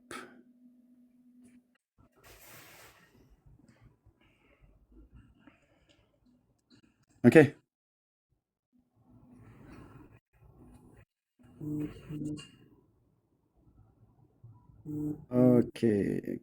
ለጥጦት ነው እንግዲህ እዚህ አካባቢ ላይ ነው ያለው። ይኸው ካርታ ይታያቸዋል አይደል? ሳሊም ማለት ይሄ ትክክለኛ ቦታ ማለት ነው። አሁን በካርታ በዩቲዩብ ላይ ላሳያችሁ ይችላለሁ። ማሳየው ለምንድን ነው? ኦርቶዶክስ ምን ያህል ህዝቡን እያሳሳተች እንዳለ እንድታውቁ ነው። ኦኬ ኢኖን እዚህ ነው፣ ሳሊም ማለት ነው። እሺ ዮርዳኖስ እዚህ አካባቢ ስለሆነ ያጠምቅ የነበረው ውሃ በዚህ ስለነበረ ዮርዳኖስ ከላይ ነው የሚጀምረው። በእርግጥ ይሄም ጭምር ዮርዳኖስ ስለሆነ ኦኬ እዚህ ያጠምቅ ነበረ። ጌታ ከየት ነው የመጣው? ኦኬ ኮራዚን፣ ሚግዳል፣ ጢባሪዎስ ማነው ቲብሬስ። ይህ እንኳን የገሊላ ባህሩ ነው፣ ጢብሮስ ይባላል። ናዝሬት የችትና ማለት ነው። ናይን እዚህ አለ። ኦኬ ውሃውን ወደ ወይን ጠጅ የለወጠበት ከተማ ለዚች ቅርብ ናት። ኦኬ ናዝሬት ከዚህ እስከዚህ ኦኬ በአህያ ተቀምጦ ሄደ ብሎ ስለማይል ጌታዬ በእግሩ እንደሄደ ገምታለሁ። እሺ ምን የሚጠቀም አህያም እንደው ተጠቀመ ተብሎ ባይጻፍም ሊጠቀም ይችላል። ብቻ ከዚህ እስከዚህ እንደው በጣም አጋነኑ ብለን ብንል ምን ያህል ኪሎ ሜትር ይሆናል? ኪሎ ሜትሩን አውጥቼ ላሳይ ይችላለሁ ከፈለክ ማለት ነው። ከሳሊም ናዝሬት ማለት ነው። ጌታ ያኔ ናዝሬት ስለነበረ ከእናቱ ከማርያምና ከዮሴፍ ጋር ስለነበረ ማለት ነው። ስለዚህ ከዚህ ወደዚህ መጥቶ ነው በዮሐንስ እጅ የተጠመቀው ማለት ነው ጌታ በዮርዳኖስ። በዚህ አስቀድሞ ያጠምቅ ነበር በሳሊም ዮሐንስ። እና ከዚህ እስከዚህ ምን ያህል ይሆናል? እንደ በጣም አንዛዛ ነው ብለን ብንል 2 ቀን ከፈለግን በኪሎ ሜትር ልንለካው እንችላለን። 2 ቀን እንደው በጣም አራቅኑ ከተባለ ወይ 3 ቀን መንገድ ማለት ነው። እንደተጠመቀ ደግሞ ወደ ቤተሰቦቹ ተመለሰ አይለንም። ምን ይላል ሉቃስ ሲናገር? ኢየሱስም በመንፈስ ቅዱስ ተሞልቶ ከዮርዳኖስ ተመለሰ ይላል። ከዮርዳኖስ የተመለሰው ከዛስ በመንፈስ ወደ ምድረ በዳ ተመርቶ 40 ቀን ከዲያብሎስ ተፈተነ። ከዚያን ቀኖች ምንም አልበላም፣ ከተጨርሱም በኋላ ተራበ ይላል። ስለዚህ ከመጠመቁ በኋላ ወደ ቤተሰቦቹ ወደ እናቱ ቤት ሄዳ አይልም፣ ወደ ምድረ በዳ ሄደው። ስለዚህ እሺ መንገዱ ስላለ እሺ ቤተሰቡ ጋር ሄዶ ነው በኋላ ላይ ሄደው ተብሎ ቢባል 2 ቀን ከሳሊም ከተማ ወደ ገሊላ ናዝሬት 2 ቀን መንገድ ወይ 3 ቀን መንገድ ፈጀበት እንበል። ስለዚህ ጌታ ብዙም ሳይውል ሳያድር ነው ጾሙን የጾመው ማለት ነው። ኦኬ እንደተጠመቀ ወዲያውኑ በመንፈስ ቅዱስ ተመርቶ ወደ ምድረ በዳ ሄደ። ከዛስ መጾም ጀመረ ማለት ነው። የኦርቶዶክስ ጥምቀት ግን የኦርቶዶክስ ጾም ግን ከጥምቀቷ ማግስት አይደለም የሚገባው። የዘንድሮ ወር የካቲት 9 ነው የሚገባው። ጥር ማለት ጥምቀት በ11ዱን ስንይዘው እዚህ 9 ያለ ቢያንስ የ28 እና የ29 ቀን ልዩነት ማለት ነው። 28 በለው ያ ወር ማለት ነው። ጌታ በተጠመቀበትና ጾሙ በጀመረበት የነበረው የቀን ርቀት በጣም ጥቂት ነው። 3ቱን ቀን እንደው ለመንገድ ብለን እኛ አስቀምጠን ማለት ነው። ኦኬ ስለዚህ የኦርቶዶክስ ጥምቀት ሲጀምር ጥምቀቱ ጥምቀት የማያሰኝበት ምክንያት ጌታን ወደ ዮርዳኖስ ሄዶ የተጠመቀው ጌታ ሲሄድ አጃቢ የነበረ ታቦታት የሚባል ነገር ወሬውም የለም። እንኳን የፍጡር የአርሴማና የነ ተክለ ሃይማኖት የነ ጊዮርጊስ ብለህ የምትላቸው አይደለም። በጌታ ስም እንኳን የተቀረጸ ታቦት ያኔ አልነበረም፣ የላቸውም። ለምን? የታቦት አገልግሎት ታሪኩ እዛ ብሉይ ኪዳን ላይ ተዘግቷልና። ኦኬ። ስለዚህ ታቦት ይዘው አልሄዱም። ጌታ ታቦታቱ አጅበው ተወረደ አይልም። ሌሎችም ፍጡራን የሆኑ ሰዎች እንኳን እናቱ ማርያም እንኳን ልታስጠምቀው ሄደች ብሎ የሚል ቃል የለም፣ አላነበብም። አዎ መርማሪ ፖሊስ አይደል? አዎ እንደዚህ ነው የምንመረምረው። ደብተራ የጻፈውን ጽሁፍ እንደዚህ አፈርደቼ ነው የምናስገጠው። ብራዘርዬ በደንብ ጥንቃቄ። ዲያቆን ማነህ ፌዙ? አዎ አዎ አዎ አዎ እታች ሆናችሁ ኮሜንት ከመጻፍ ውጭ ደፍራ አትጋፈጠው። ሰምተናል እውነቱን። እስኪ አንድ ደግሞ እኛም እሺ ትንሽና አንዴ ጊዜ ስጠንና እሺ እሺ እሺ እና ኦኬ ዛጎይ እሺ ከየት ቤተ እምነት ነው? ልቀጥል። ከንጉ እኔ ምን አለ መሰለ ወንድማችንና እስኪ አንድ ጥያቄ ልጠይቅ ፈለግኩኝ እና አሁን እስኪ በእናንተ ነቢያት የምትሏቸው ምንድን ናቸው? እስኪ እንዴት ነው አገልግሎታቸው? አይ የለም ብራዘር የለም። አሁን ምንድነው አስመልጠን ኖ አስመልጠን። ቆይ አድምጠኝ ምን እያልከን ነው? ቆይ አድምጠኝ ምን እያልከን ነው? እባክህ ኤርሚያስ ይህን ታሪካችንን አደባባይ ላይ አታስጣብን። እኛ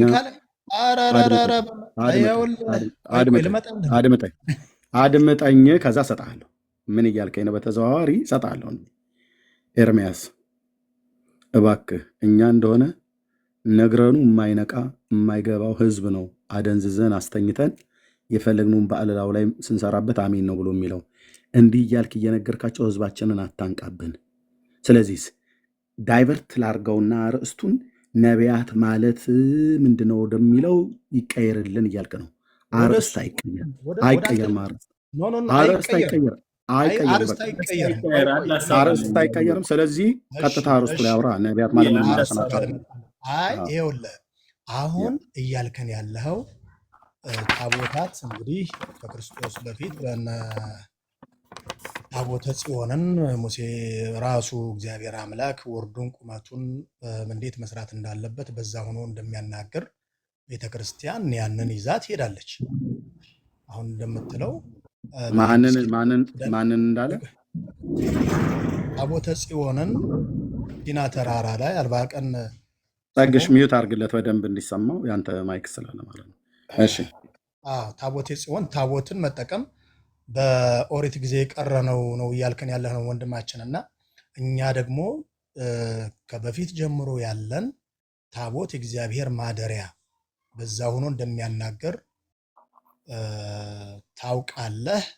መጽሐፍ ቅዱስ የምታነብም ስለሆነ እኛ ደግሞ ያንን ይዘው የሚሄዱት አሉ። ለምሳሌ እኔ ቅድም ቅዱሳን ነቢያት የምትሏቸው እነማን ናቸው ያልኩህ፣ ለምሳሌ አንድ ነገር ስንነጋገር አሁን ቤተክርስቲያን በዘመር ቀመር ስህተት አላት ብለህ ልታስተምረን እያልክ ነው። ሎቱ ስብሐት እንጂ አንድ ነገር እስኪ ልጠይቅህ የወንድምህ ደግሞ ልጠይቅህና እስኪ ከነዚህ አሁን ባለ ኤቪደንስ ቅዱሳን ልንገርህና ለምሳሌ አሁን ቅዱስ ላሊበላን ታውቀዋለህ?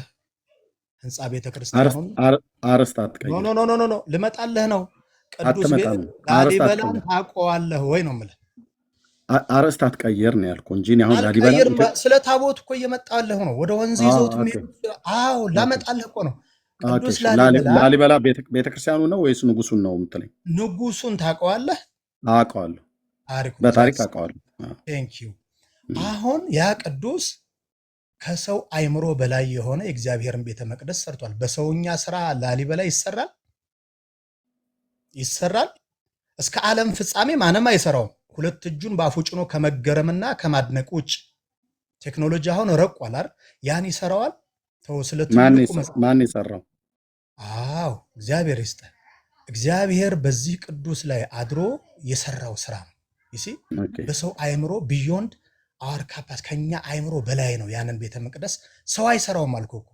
እስከ ዓለም ፍጻሜ ማንም ሊሰራው አይችልም። ገብቷል? የምታውቀው ከሆነ ካህንም ስለነበርክ አገልጋይም ስለነበርክ ሄደህ የማየቱ እድሉ ይኖር ይሆናል ብዬ ገምታለሁ። እና ያንን ቅዱስ እግዚአብሔር የመረጣቸው እግዚአብሔር አድሮ በነሱ የሚገለገልባቸው ስራው የሚገለጥባቸው ቅዱሳን አሉ። እኛ ታቦትን ቅዱሳኖችን ቢኒ ያለ ቆይ አንዴ እንዳይዘጋ ድንገት ድምፁን ያሰማ ቆይ አንዴ እንዳይዘጋ ቆይ ቢኒ ያለህ ወንድምነት አሎ ኤርሚን ድምፅ አሰማ አንድ ሰው ቀጥል ሺዛ ቆይ የእግዚአብሔር መገልገያዎች የሆኑ ቅዱሳን አሉ። ሕያው የሆነ ስራቸው ገብቷል።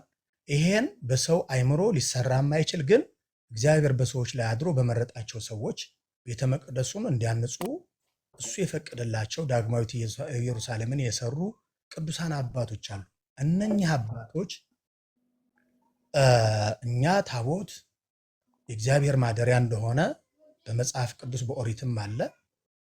ይሄንን ነው ይዘን ክርስቶስ ስመ ማኅተም ያለበት እግዚአብሔርም በዛ ሆኖ እንደሚያናግር እኛ በኦሪትም በአዲስ ኪዳንም ያንን እግዚአብሔር ያስቀመጠውን ይዘን እንሄዳለን እንጂ እናንተ እንደምትሉት ለመናገር ሁሉ በሚያጻይፍ መልኩ እንደዚህ የምናራክሰው አይደለም። እግዚአብሔር ራሱ በታቦቱ ላይ ሆኜ አናግርሃለሁ ብሎ በሰጠው ቃል ኪዳን መሰረት ያንን እኛ ቤተክርስቲያን ይዘነው የምንጥለውም ሳይሆን ጣሉት አላለን። ይሄንን ጣሉት አላለን። ክርስቶስ ኢየሱስ ዓለምን እንግዲህ ከራሱ ጋር ያስታረቀበት ትልቅ ጥበቡ እንግዲህ እግዚአብሔር ምድርን ከፈጠረበት ዓለምን ከፈጠረበት ጥበቡ ይልቅ በቃ በጣም ብዙ እየወጣ ረቂቅ ነው። እና አንድ ነገር መናገርህ ግን ቆይ ጥያቄ ልጠይቅ መልሽ። አንተ ባወራህበት ላይ እስካሁን ሳወራህ ከጥምቀቱ በጣም ብዙ ርቀህ የላሊበላ ህንፃ ውቅር ቤተክርስቲያን በማን ተሰራ እሱንም ቢሆን አሁን ቢይዝህ ከአርስቱ ስለሚያወጣ እንጂ አንዳች እርምጃ አትራመድም፣ ታሪኩም ላይ ጭምር ማለት ነው። ግን እኔ አሁን እዛ ጋር አልገባም። አሁን ህንፃው በማን ተሰራ በማን ታነጸ ብሎ የሚል እሱ ውስጥ አልገባም። ግን ላሊበላ ህንፃው ተሰርቷል፣ ከአንድ አለት ውቅር ተሰርቷል ማለት ነው። ኦኬ ምን አልከን? ታቦት የእግዚአብሔር ማደሪያ የተባለው ተብሏል ብለህ አልከኝ በመጽሐፍ ቅዱስ ላይ። ኦኬ ታቦት የእግዚአብሔር ማደሪያ የተባለው በብሉይ ኪዳን ነው ወይስ በአዲስ ኪዳን ነው? እስኪ ከኪዳኖቹ ለይልኝ። ብሉይ ኪዳን እግዚአብሔር በብሉይ ኪዳን ነው በአዲስ ኪዳን የተባለው ነው? በብሉይ ኪዳን እኮ እያልኩ ነው። በብሉይ ኪዳን።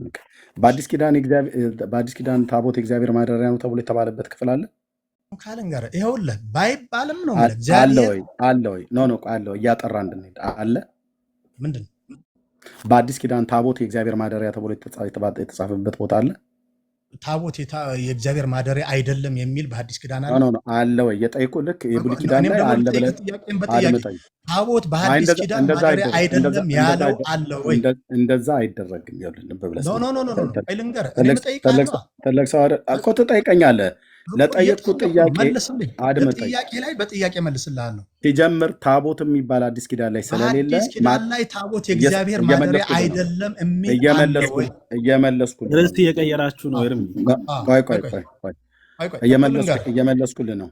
አይደለም ታቦት በአዲስ ኪዳን ማደሪያ ተብሎ ሊባል አይደለም። ታቦት የሚባል አሁን እናንተ ይዛችሁት እንደምትወጡት አይነት አዲስ ኪዳን ላይ የለም።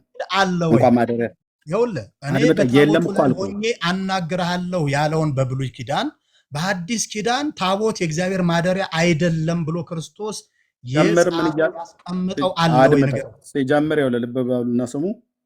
ኦርቶዶክሳውያን ማለት ሲያዙ ሁለት እርምጃ መራመድ የማይችሉ ቃል እግዚአብሔር እውቀት የሌላቸው እንደዚህ ናቸው። አሁን እንደሚያወራው ሰውዬ ማለት ነው። ልብ በል ቆይ አድምጠኝ። ታቦት በአዲስ ኪዳን በማደሪያ የተባለ እግዚአብሔር ማደሪያ የተባለው በየትኛው ኪዳን ነው አልኩ። በብሉይ ኪዳን ስትለኝ ቲክ አደረግኩት። ምክንያቱም አልከራከርም፣ ጥቅስ አምጣ ብዬ አልልህም ስለማውቀው ማለት ነው። ታቦት በአዲስ ኪዳን ማደሪያ ተብሎ የተጻፈ አለ ወይ ብዬ ስለ ማደሪያ የሚባል ማደሪያ አይደለም ብሎ የሚል የተጻፈ ካለ አምጣ ሳየኝ ማለት ምን ማለት ነው? ያው ቤተክርስቲያናችንን አታጋልጣት ነው። አደባባይ ላይ አታስጣን። ጣዖታት መሆኑ ካለ አምጣ አለ። የእናንተን ታቦት ልብ በልና ስማኝ። የእናንተን ታቦት የእናንተን ታቦት የሚል ኖ ኖ አለ። እንደማመጥ እሺ የእናንተ ታቦት የምትሉትን መጽሐፍ ቅዱስ ስለማያውቀው ማደሪያም ነው መቀመጫም ነው መዝለያም ነው መፍረጫም ነው አይልም መጽሐፍ ቅዱስ። ኦኬ እሱ ስለማያውቀው ስለሆነ ስለማያውቀው አንተ ማለት ነው። እንደዛ ስለዚህ ልትለው ትችላለህ። እኔ የነገርኩህ እኮ ለእኛ ለምናምነው ግን አድመጠኝ። በአዲስ ኪዳን ታቦት የሚባል ነገር የለም። እንኳን ማደሪያ ነው አይደለም ብለህ ልትለኝ ቀርቶ አይደለም የለም። አትጠቀሙት የለም ብሏል ወይ በሐዲስ ኪዳን? የለም ብራዘር። አዎ እኔ በታቦቱ ሁኜ አናግርሃለሁ ያለውን ቃል ኪዳን እዚህ የሻረበት አለ ወይ? ኪዳኑን አላወቅም ወንድምዬ፣ ኪዳኑን አላወቅም። ልነግርህ ነው። እኩል አታውራ። ጥያቄ ጠይቀህ እኮ ዝም ይባላል። ጥያቄ ጠይቀኝ አይደል ነገረኛ ምናምን ነገር እያልክ መደራረብ አይደለም። ልብ በለሰ ስለማትመልሰው ዝም ብለህ ሌላ አጀንዳ ስለሆነ አመሰግናለሁ ስላልመለስክልኝ። ኦኬ። ስለዚህ ምንድነው ወጣ ማለት ነው። አያችሁ። ኦኬ። አልቻለ ዛጉዌ ቱር ብሎ ወጣ ማለት ነው። እሺ ወንድማችን መቀጠል ትችላለህ። ጸግሽ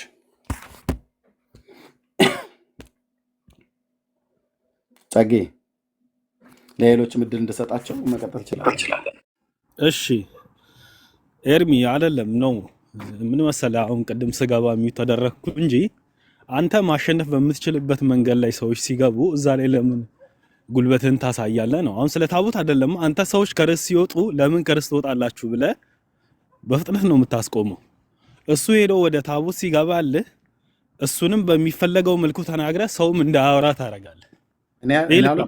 እኔ አልወጣኝም። ጥያቄን የጠየቁት ታቦቱ ደግሞ መነሳቱ ለምንድን ነው? ከጥምቀተ ባህር ይዛችሁት የምትወጡት ቅድም አንተ በሜታፎሪክ ነው በሲምቦሊክ ብላ ያልከው ምልክት አድርጋችሁ ስለምታወጡ ማለት ነው ታቦት ብላችሁ የምትሉትን እሱ ከጌታችን ከኢየሱስ ክርስቶስ ጥምቀት ጋር ምን ያገናኘዋል? አይ ወክለው ነው የሚሄዱ ብለህ ካልክ አርሴማ ነች ኢየሱስን የምትወክለው። የአርሴማ ታቦት የተባለው የማይወለተ ጊዮርጊስ ታቦት ነው። አቡነ ሀብተ ማርያም ታቦት ነው ተብሎ የተባለው ነው ኢየሱስን የሚወክለው በዮርዳኖስ መጠመቁ። እሱ ብቻውን ሄዶ በዮሐንስ እጅ ተጠምቆ ከመጣ እናንተ ታቦት ይዛችሁ ጃልሜዳ ላይ የምትወጡበት ምክንያት ከየትኛው የመጽሐፍ ቅዱስ ክፍል ላይ አግኝታችሁት ነው? በየትኛው የቀደሙት አብያተ ክርስቲያናት ተመዘናችሁ ነው እያልኩ ያለሁት። ቅድም ዛሬ መነሻችን ስለ ቀን ነበር ስታብራራ ድንገት ሉዝ ካረገባ አንድ ክፍል ላይ ታወራ እዛ ላይ ስትል ነበር አይደለ? ልዩነቱን ያብራራ ነበር። ጠየኩ እየመለስክ ነበረ። ማቀው ይሄንን ነው ወንድሜ፣ አንተ የምታውቀው እሱን ነው። እኔ ግን ቅድም ጀምሮ እናገርበት የነበረው ከጥምቀቱ ጋራ የቀን አለመመሳሰል፣ የአጽዋማት አለመመሳሰል ወደ ጥምቀተ ባህር የኛ እጅ ባዶ ነው። ያንተን እጅ ንገረኝ። ጥምቀት ትቀበላለህ? ቋድ መጣኝ ብራዘር፣ እስቲ ንገረኝ። የወንጌላዊ አማኝ ስርዓት አስረዳኝ። መጽሐፍ ቅዱሳዊ አድርገው። ጸግሽ ባዶ እጃችሁን መቅረታችሁን ወይ ደግሞ እርቃናችሁን አለመለበሳችሁን እንደለበሳችሁ አድርጋችሁ አለመልበሳችሁን ማሳየት አለብኝ። በመጀመሪያ አንድ እናውቃለን ብላችሁ የምትሉትን አለማወቃችሁን ላሳያችሁ ይገባል። ሁለት አለን ብላችሁ የምትሉት ነገር እንደሌላችሁ ልታውቁ ይገባል። በመጀመሪያ ኦኬ። አሁን የጌታ ጥምቀት ብላችሁ የምትሉት ቀኑ አንደኛ ይሄ ቀን ነው ወይ ብሎ የሚለውን ቀኑ ላይ ዛሬ ትኩረት ባላደረግም ታወራንማ የጌታ ልደት በታኅሳስ 29 ነው። እንደዛ ልናወራ እኮ እንችላለን። የጌታ ልደትም ታኅሳስ 29 አይደለም እኮ እንደዛ ነው እኮ ግን የምናከብረው እንደዛ ነው አይደለ? ዋይዶንች ኮስት አዎ፣ ግን አይደለም ነው ብዬ የጌታ ልደት ማለት ጌታ የተወለደበት ታኅሳስ 29 አይደለም ነው ብሎ የሚል ሰው ካለ ይምጣና ይሞክር በእውቀት። ታኅሳስ 29 ቀን ጌታ አልተወለደም። ወሩንም ራሱ አልተወለደበትም። ታኅሳስ ወር አይደለም የተወለደው ጌታ። እሱን ለማወቅ የፈለገ ብሉይ ኪዳንን በጥንቃቄ ያነበበ ሰው ካለ ይምጣ። እዚህ ኤግዛክት ወሩ ዛሬ ነው። አሁን እሱ ውስጥ አይደለም የምገባው። አሁን ጥምቀታችሁ ላይ ነኝ ያለሁት። በባለፈው የገና ዕለት ስናወራ አንተ በምትፈልገው ነው እኮ ጸጋዬ፣ ልብ በል እናንተ የገና ቀን ይህንን አርስት አድርገን ስንገባ አንድ የመጣ ሰው የለም። እህታችሁ ሆናችሁ ነው የምትሰሙት። ኦኬ። እኛ በየጊዜው አሁን ልደቱን ነው ጥምቀቱን ነው አሁን ከጥምቀቱ ነው የምናወራው። ጥምቀቱን ይዛችሁበት የምትወጣው የጥምቀት በዓል ማለት ነው። ኦኬ። ከጥምቀቱ በዓል ጋር ያለውን ነገር አያይዘን እንጠይቃለን። ከጥምቀት ጋር ይዛችሁ የምትወጡት ታቦት ብላችሁ የምትሉት ነገር አለ። እሱ ከጌታ ጥምቀት ጋር ምን የሚያገናኘው ነገር አለ? ሲምቦሊክ ነው ብለኸኛል። አርሴማ ነች ሲምቦሊክ የምትሆነው ለኢየሱስ። ስለሱ ከመከራ ዋጋ ከከፈለች በምን መንገድ የት ጋር ነው መከራ የከፈለች የቱ ጋር ነው? እሺ የኢየሱስ ምልክት። እሺ ሳሙኤል አንተ እኮ ዛሬ እየታገልክ ነው። አንተ ለስሙ ብትታረድ አንተ ምልክት ከሆንክ ምንድን ነው ችግሩ? አንተ አርሴማ ለጌታ መከራ የግድ መጽሐፍ ቅዱስ ላይ ሄደ ጠግሽ። ለምንድነው ሳወራ የምታወራው? ለዚህ ነው አየህ፣ ለምንድነው ሳወራ የምታወራው? ካወራው ደግሞ የምጠይቅም መሰለኝ። አርሴማ ስለ ጌታ መከራ ተቀበላ ነው ያልከኝ? ኖ እኮ አዎ፣ በስሙ የሆነ ዋጋ ከተከፈለ አንተ ለምንድን ነው ከፍላለች? ስለ ጌታ ከፍላለች። ኦንሊ ባይብሊካል ካልሆነ አልቀበልሽ። ለምን ማወራህን አትመልስልኝም? መከራ ከፍላለች ወይ አርሴማ? እሺ አልከፈለችም እንበል፣ በቃ አልከፈለችም። አይ እንበል አይደለም፣ ከፍላለች። የከፈሉትን ትቀበላለህ? ኖ ከፍላለች። ዋጋ የከፈሉትን ለምን ጸግሽ መከራ ከፍላለች ወይ አርሴማ? ከፍላለች። እኔ በምቀበለው መንገድ እሺ አልከፈለችም። ከፍላለች። ቆይ ለምን እንደዛ ትላለህ? ከፍላለች አይደል? ለምን እንደዛ እንትን አትለኝም? ጸጋዬ እባክህ ንግግራችንን በጨዋነት አድርገው። እንደ አንተ እኮ ከፍላለችም አልከፈለችም እኮ ነው እያልከኝ ያለው ጸግሽ። ከፍላለች አንዱ ላይ ቆመህ እስኪ ንገረኝ። መከራ ከፍላለች አርሴማ? እሺ ከፍላለች። አዎ ከፍላለች። መከራ መክፈሏን ከምን ታሪክ አገኘው? አንተ ቅድም ከገድሉ ውጪ ጉግል ላይ ሄደ አውርተኝ አላመንኩም። አንተ በምን አመንከው? ስለዚህ አንተ ከገድሉ ላይ ነው ያነበብከው ነው። አንተ ቅድም ብታሳየኝን መረጃ ብራዘር፣ ኧረ እባክህ አማር የተግባቦት ህግ ወቅ። እኔ ከጉግልም ማምጣው ከገድልም ማምጣው ከየትም ማምጣው ከየት አገኘኸው ነው ያልኩ። እኔ ከጉግል ሄጄ ያሳየው ሂስቶሪካል የሆነ ነገር ነው። ኦኬ ጂኦግራፊ የሆነ ነገር ነው ያሳየው፣ ስለ እስራኤል ጂኦግራፊ ማለት ነው። ሳሊም ስለሚባለው ቦታ ላይ እጅ ያሳየው። ከጉግል ሌላ ያሳየው ነገር የለም። ጂኦግራፊ ለምን አሳየኸኝ ነው? ሂስቶሪካል የሆነ ጂኦግራፊ፣ ቢብሊካል የሆነ ጂኦግራፊ ላሳይ የምፈልገው ታዲያ ጉግል ላይ ሄጄ ማፕን ማሳይ። ሳሊም ብለህ ስትል እስራኤል የቱ ጋር እንዳለ ይነግራል። ጌታ የተወለደበት ማነው ያደገበት ናዝሬት ገሊላ ምን ያህል ርቀት እንዳለ ያሳያል። አሁን አርሴማ መከራ እንደተቀበለች አንተ ኬታ አገኘው ብዬ ስል ከጉግል ነው እያልከኝ ያለህ አይደል? ኖ ካነበብኩት እሺ ከገድል ነው እንበለው። ከገድል ነው እሺ። አዎ እሺ ከገድል ተጻፈ። አንተ ደግሞ ምን ሆና ነው መከራ የተቀበለችው? ስለ ክርስትና ነው አይደል? አዎ ስለ ጌታ አይደል? ታዲያ ንጉስ ተሳድባ ንጉስ በጥፊ መታ ንጉሱ እንደገደላት ታውቃለህ? ስለ ጌታ ከሆነ ምን ችግር አለው? ንጉስን በጥፊ መታ ንጉስን ተሳድባ ስለ ጌታ ከሆነ እናንተ የህዝቡን እየተሳደብክ አይደለ እንዴ? ስለ ጌታ ብለህ ጥብቅና አቋቋም እኮ ነው ልዩነቱ። ሁሉም ጥብቅና ይቆማል። እንግዲህ የሃይማኖት ችግሩ የለም። አድምጠኝ እባክህ፣ እኩል አታውራ። ጌታ ተሳደቡልኝ ይላል አይደል? ለምሳሌ አርሴማ እና እንደ ኤርሚ አንተ ተሳደባ እንደ የምትለው ለጌታ ብለህ አድምጠኝ። እኔ ተሳደብ ያለሁኝ እውነትን ስነግርህ የለእውነትን ስነግርህ እችን አንክድ። እኩል አታውራ እንዴ! ይሄ እኮ የቡና ወሬ አይደለም። እኩል አታውራ። እኔ ሳወራ አንተ አታውራ፣ አንተ ስታወራ እኔ ማውራት የለብኝ። ጸግሽ ጋር እያወራናል። እሱ ሲጨርስ ደግሞ ከኔ ጋር ይቀጥላል። ኦኬ ቅድም ራሱ ነው ቱር ብሎ የወጣው። እንኳን እሱ አይደለም ሊቀ ሊቃውንት የተባሉትን ጠርቶ ይምጣ። ለምን ደግሞ አልመልስለት? ሲጀምር ስለ እነሱ መጽሐፍ እኔ መላሽ ማናረገኝ? ስጠይቅ መልስ። የእናንተን ጥያቄ የእናንተን ተረት እኔ እንድመልስ መጠበቅ የለብን። እኔ እንደ እግዚአብሔር ቃል ነው ማውራ። ከመጽሐፎቻችሁ ላይ ስጠይቅ እናንተ መመለስ አለባችሁ። ራሱ ነው ቅድም የወረደው። እሺ ዘወራ ሐምሌ ላይ ገጽ 226 ልብ በሉ። እዚህ ቤት ያለ መረጃ አናወራም። እኔም ወንድሞቼ ኦኬ። ሴትዮዋ የለየላት ተሳዳቢ ነች። ለምንድን ይሄን ያነሳ ነው? ጥምቀተ ባህር ይዛችሁ ስትሄዱ ያን አርሴማን ሁሉ ታቦት ይዛችሁ ትሄዳላችሁ። እሷ ከጌታ ከኢየሱስ ክርስቶስ ጋር ምን ያገናኛታል ብዬ ስለው አይ ወኪል ሆነ አለኝ። እሷ ነች የምትወክለው የአርሴማ ታቦት የተባለው ነው የኢየሱስ ክርስቶስን ጥምቀት ወክሎ የሚሄዳው። ምን አይነት ሴት ነች ሴትዮዋ? ልም ያላት ተሳዳቢ ነች። ይኸው እዚህ ጋር ምን አላት? ምን ያለችው? በጣም ሰፊ ክፍል ነው። ዘወራ ሐምሌ ማለት ነው። እዚህ ጋር ያን ጊዜ ክብርት ብሩክ ቅድስት አርሴማ እንደ ወፍ በራ የስድቡን ቃል ሳይፈጽም የንጉሱን ፊት በጥፊ መታችው ይላል። ማንን ስለተሳደበ? እሺ እሱስ አሕዛብ ነው። የማያምን አሕዛብ ስለነበረ ቢሳደብ አይገርምም። አረማዊ ሰው ነው። ልብ በሉ፣ አረማዊ ሰው ነው። የማያምን ሰው ነው። እምነት አልነበረውም እና ተሳደበ። እሺ እሱ የስድቡን ቃል ሳይጨርስ ተባለ። እሱ ተሳደበ። ጌታችን የሰደባችሁን ስደቡ ብሏል እንዴ ወገኖች? አላለም። የሚሰድባችሁን ስደቡ ብሏል አላለም። የሚረግሟችሁን እርገሙ ብሏል አላለም። የሚረግሟችሁን መርቁ፣ የሚያሳድዷችሁን ጸልዩላቸው ነው ብሎ ያለው ጌታ ማለት ነው። እሷ ግን ንጉሱ ሰደበ ብላ ክርስቲያን የተባለችዋ ኦርቶዶክስ እንደጻፈችው ታሪኳን ማለት ነው ያው አርሴማ እንደ ወፍ በራ የስድቡን ቃል ሳይፈጽም የንጉሱን ፊት በጥፊ መታችሁ ይላል። ዋት ሮሜ መልስ መጽሐፍ ምዕራፍ 13 ላይ ባለስልጣናትን ነፍሱ ላይ ባሉ ባለስልጣናት ይገዛ ይል የለ? እስኪ ማን ነው አሁን ከዚህ ውስጥ ሄዶ 4 ኪሎ ቤተመንግስት ገብቶ ጠቅላይ ሚኒስትር አብይን በጥፊ የሚመታ ማን ነው?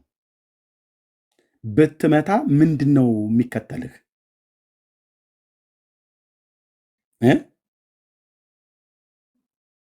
ምንድን ነው የሚከተልህ ነው ብዬ የምልህ።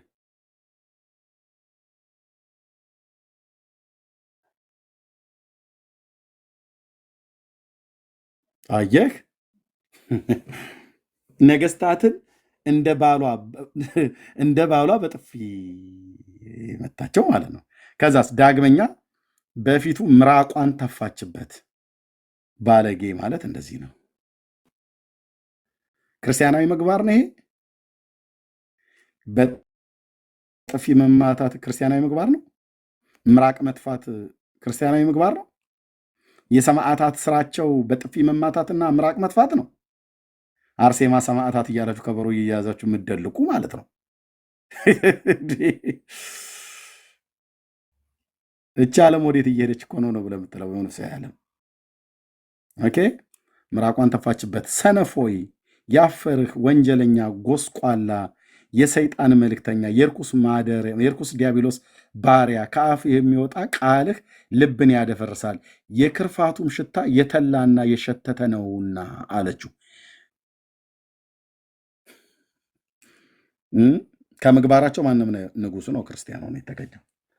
ስለ ፍቅር ብሎ በጥፊ ስታጮለ ሁሉ የታገሰ ማለት ነው። እችን ሴትዮ የክርስቶስ ወኪል ነች ብለህ ጥምቀተ ባህር ይዘን የምንሄደው እሷን ታቦት ምናምን ብለህ አትበል ብራዘር። ከፈለክ ሌላ አፈንድቼ እናገራለሁ። እዚህ በጣም ብዙ ጉድ ስላለ የመጽሐፍቶቻችሁ ጉድ ተዝቆ ስለማያልቅ ስለዚህ ሰርክል ብቻ አትውሰድ ነገሮችን ፕሊዝ። እኔ ምኑ ነው ወደምትፈልገው ነው ወደምትፈልገው ምን ለምን እንደሆነ ታውቃለህ? አሁን ዛሬ ሙያችን ገድል አይደለም። አሁን ለምሳሌ የእሷን እንደዚህ ማድረግ ለምንድን ነው ጴጥሮስ ሰይፉን የመዘዘው?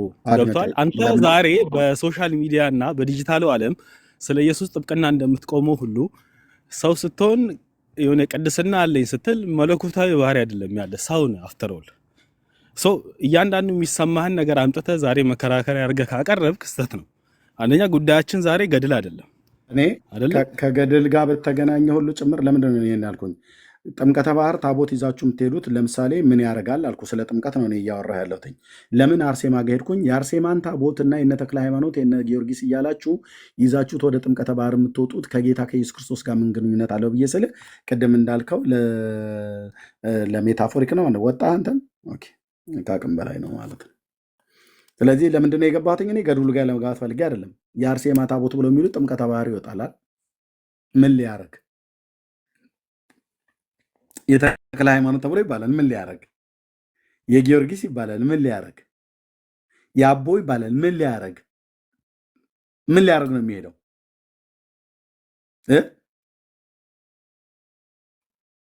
ምን ሊያደርግ? ምን ሊፈይር ነው የሚሄደው? መልስ የለም። ስለዚህ በታሪኩም ላይ ይሄን ነገር እንቀጥልበታለን። በታሪክ ቀኑንና ጊዜውንም ብናይ ቀኑና ጊዜው የተጠመቀበትና የጾመበትን ጌታ ኦርቶዶክስ የምትጾምበትና ጥምቀት ብላ የምትልበትና የምትጾምበትን ዘመናትንና ጊዜያትን እንደዚሁም ወደ ጥምቀተ ባህር ጌታችን ሲሄድ ይዞ የሄደው ነገር ካለ ያሳዩን። እኛ የምናውቀው ጌታ የእስራኤል ሕዝብ ሁሉ በዚያን ጊዜ የነበሩት በዮሐንስ እጅ ሊጠመቁ በዛ ሳሊም በሚባል ቦታ ላይ እንደተሰበሰቡ በዮርዳኖስ እንዳጠመቃቸው መጽሐፍ ቅዱስ ይነግረናል። አሁን ግን ታቦታቱ ጽላቱ ተብሎ የሚባሉት ነገር ሁሉ በሙሉ ወደ ጃልሜዳ ወደ ከተራ ተብሎ ወደሚባለው ወደ ወንዝ የሚሆኑ ወደ ኩሬ ወደ ውሃ ወዳለበት የሚሄዱት ምን ሊያረጉ ነው? ሊጠመቁ ነው። ሲጠመቁ አይታችኋቸው ታውቃላችሁ? ሲጠመቁ አይታችሁ ታውቃላችሁ? ተጠመቀች አርሴማ ተብሎ ሲባል አይታ ቄደር እማወለተ ጊዮርጊስ ተጠመቀች ሲባል ሰምተህ ታውቃለህ? ምን ሊያደርጉ ነው የሚሄዱት? ይህንን አይነት ድርጊት በየትኛው ቤተክርስቲያን ውስጥ ነበረ? በክርስቶስ ቤተክርስቲያን ውስጥ ማለት ከኦርቶዶክስ ቤተክርስቲያን በምስረታቸው የሚቀድሟት የክርስቶስ አብያተ ክርስቲያናት በየትኛው ቤተክርስቲያን ውስጥ ነበር እንደዚህ አይነት ልማድ? ለምንድነው ህዝብ የማትጠይቀው? ቢሃይንድ ባይ ሁሉ ተደብቃችሁ ምሰሙ ማለት ነው።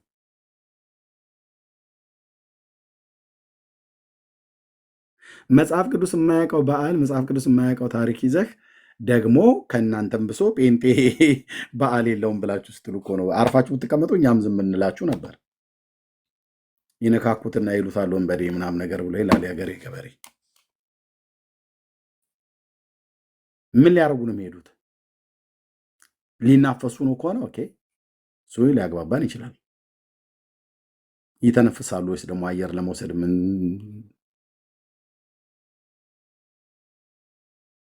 ወርሃዊ በዓላት በሚባለው ጊዜ እንደዛ መውጣት ይችላል።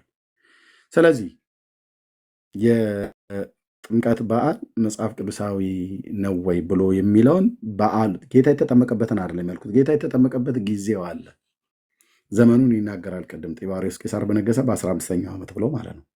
ወሩና ቀኑ እንደዚህ በወርሃ የካቲትና ወይ በወርሃ ጥር ዕለተ እሑድ ነው ምናምን ነገር ተብሎ የሚባል ነገር የተጻፈ ባይኖሩም እሱን ታሪክ ለማግኘት ከፈለግን ወደ ሮማውያን የታሪክ መዛግብት መሄድ እንዳለብን እንደሚያመላክተው ሁሉ ግን የተጠመቀበትን ዘመን ግን ጢባሪዎስ ቄሳር በነገሰ በ15ኛው ዓመት ይላልና መጽሐፍ ቅዱስ ሉቃስ ወንጌል መጽሐፍ ምዕራፍ 3 ላይ። በዚህ መሰረት ስናይ ኦኬ መጽሐፍ ቅዱስ የማያውቀው የጥምቀት በዓልና በዓላት ይዞ ሰው የሰውን ሃይማኖት እናንተ ጥምቀት የላችሁ ገና የላችሁ ብሎ ይላሉ። ታኅሳስ 29 የጌታ የልደት በዓል አይደለም። ለምን? ጌታ የተወለደው በዛን ጊዜ አይደለም። ጌታ የተወለደበትን ዘመን ለማወቅ ከፈለጋችሁ ወንድሞችና እህቶች ሌዋውያን ካህናት በብሉይ ኪዳን የምደባ ጊዜ አላቸው። ወደ 24 የሚሆኑ ካህናት አሉ። የምደባ ጊዜ አላቸው የሚያገለግሉበት፣ ዕጣ የሚጣልበት ማለት ነው። በክፍሉ ተራ ለማገልገል ዕጣን ለማጠን ዕጣ ደረሰ ይላል አይደል?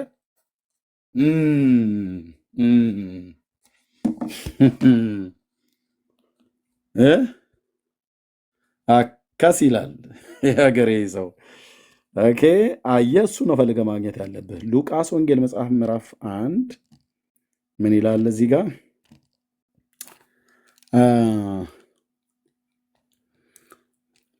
እዚህ ጋር ነው ጉዳዩ የሚጀምረው ወገኖቼ። ዝም ብዬ ለጨረፍታ ልንገራችሁ። በይሁዳ ንጉሥ በሄሮድስ ዘመን ከአብያ ይባል አንድ ካህን ነበረ። ሚስቱም ከአሮን ልጆች ነበረች። ስሟም ኤልሳቤጥ ነበር። ሁለቱም በጌታ ትእዛዝና ሕግጋት ሁሉ ያለ ነቀፋ እየሄዱ በእግዚአብሔር ፊት ጻድቃን ነበሩ ካለ በኋላ ኤልሳቤጥም መካን ነበረች፣ ልጅም አልነበራቸውም። ሁለቱም በዕድሜያቸው አርጅተው ነበር ካለ በኋላ ይህችን ቃል ታየልኛለህ። እርሱም ዘካርያስ የኤልሳቤጥ ባል የዮሐንስ አባት በክፍሉ ተራ በእግዚአብሔር ፊት ሲያገለግል እንደ ካህናት ስርዓት ወደ ጌታ መቅደስ ገብቶ ለማጠን ዕጣ ደረሰበት። ዕጣ የእውነቱ ይውጣ ተብሎ ሳይሆን ለአገልግሎት ዕጣ ምደባ አለ። ይኸው ነው። በ12 ቁጥር ምስማር የኦርቶዶክስን ተረት እንዳይነሳ ነው የምንቀብረው። ብራዘር ኢየሱስ ታኅሳስ 29 ቀን እንደተወለደ መጽሐፍ ቅዱስ አያሳይም። ይህን ጊዜ ለማወቅ ስትፈልግ እዚህ ዕጣ ክፍል ዕጣ የተጣለበት ጊዜ ላይ ስትሄድ በእኛ መስከረም ወር ማላለቂያ ጥቅምት መጀመሪያ አካባቢ ላይ ነው ኢየሱስ የተወለደው። 24 ካህናት አሉ እዚህ። ይሄ አብያ የሚባለው ሰው ከሌዋውያን ወገን የሆነ ሰው ነው። ኦኬ ይሄ ዘካርያስ የተባለው የመጥምቁ ዮሐንስ አባት ከዚህ ሰው አባት ነው የሚወጣው። ኦኬ።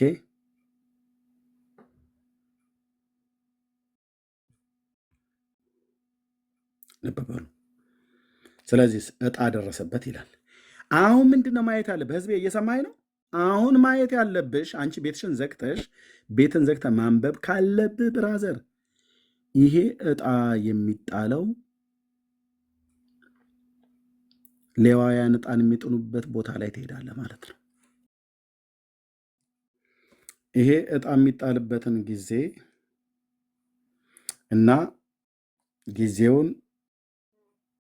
ሌዋውያን ካህናት ዕጣ የሚጣጣሉበትን የሚያወራ ሰው ሲመጣ ያኔ እናወራለን። ኢየሱስ ግን ታኅሳስ 29 ቀን በኢትዮጵያ ካላንደር አልተወለደም።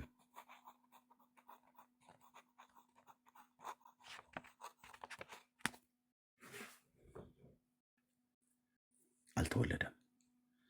የተወለደበት ጊዜ መስከረም ማላለቂያው ወይ ጥቅምት መጀመሪያ አካባቢ ነው። ከሁለቱ አንዱ አሳያችኋለሁ። በእርግጠኝነት እናሳያችኋለን። እኔ ራሴ አሳያችኋለሁ።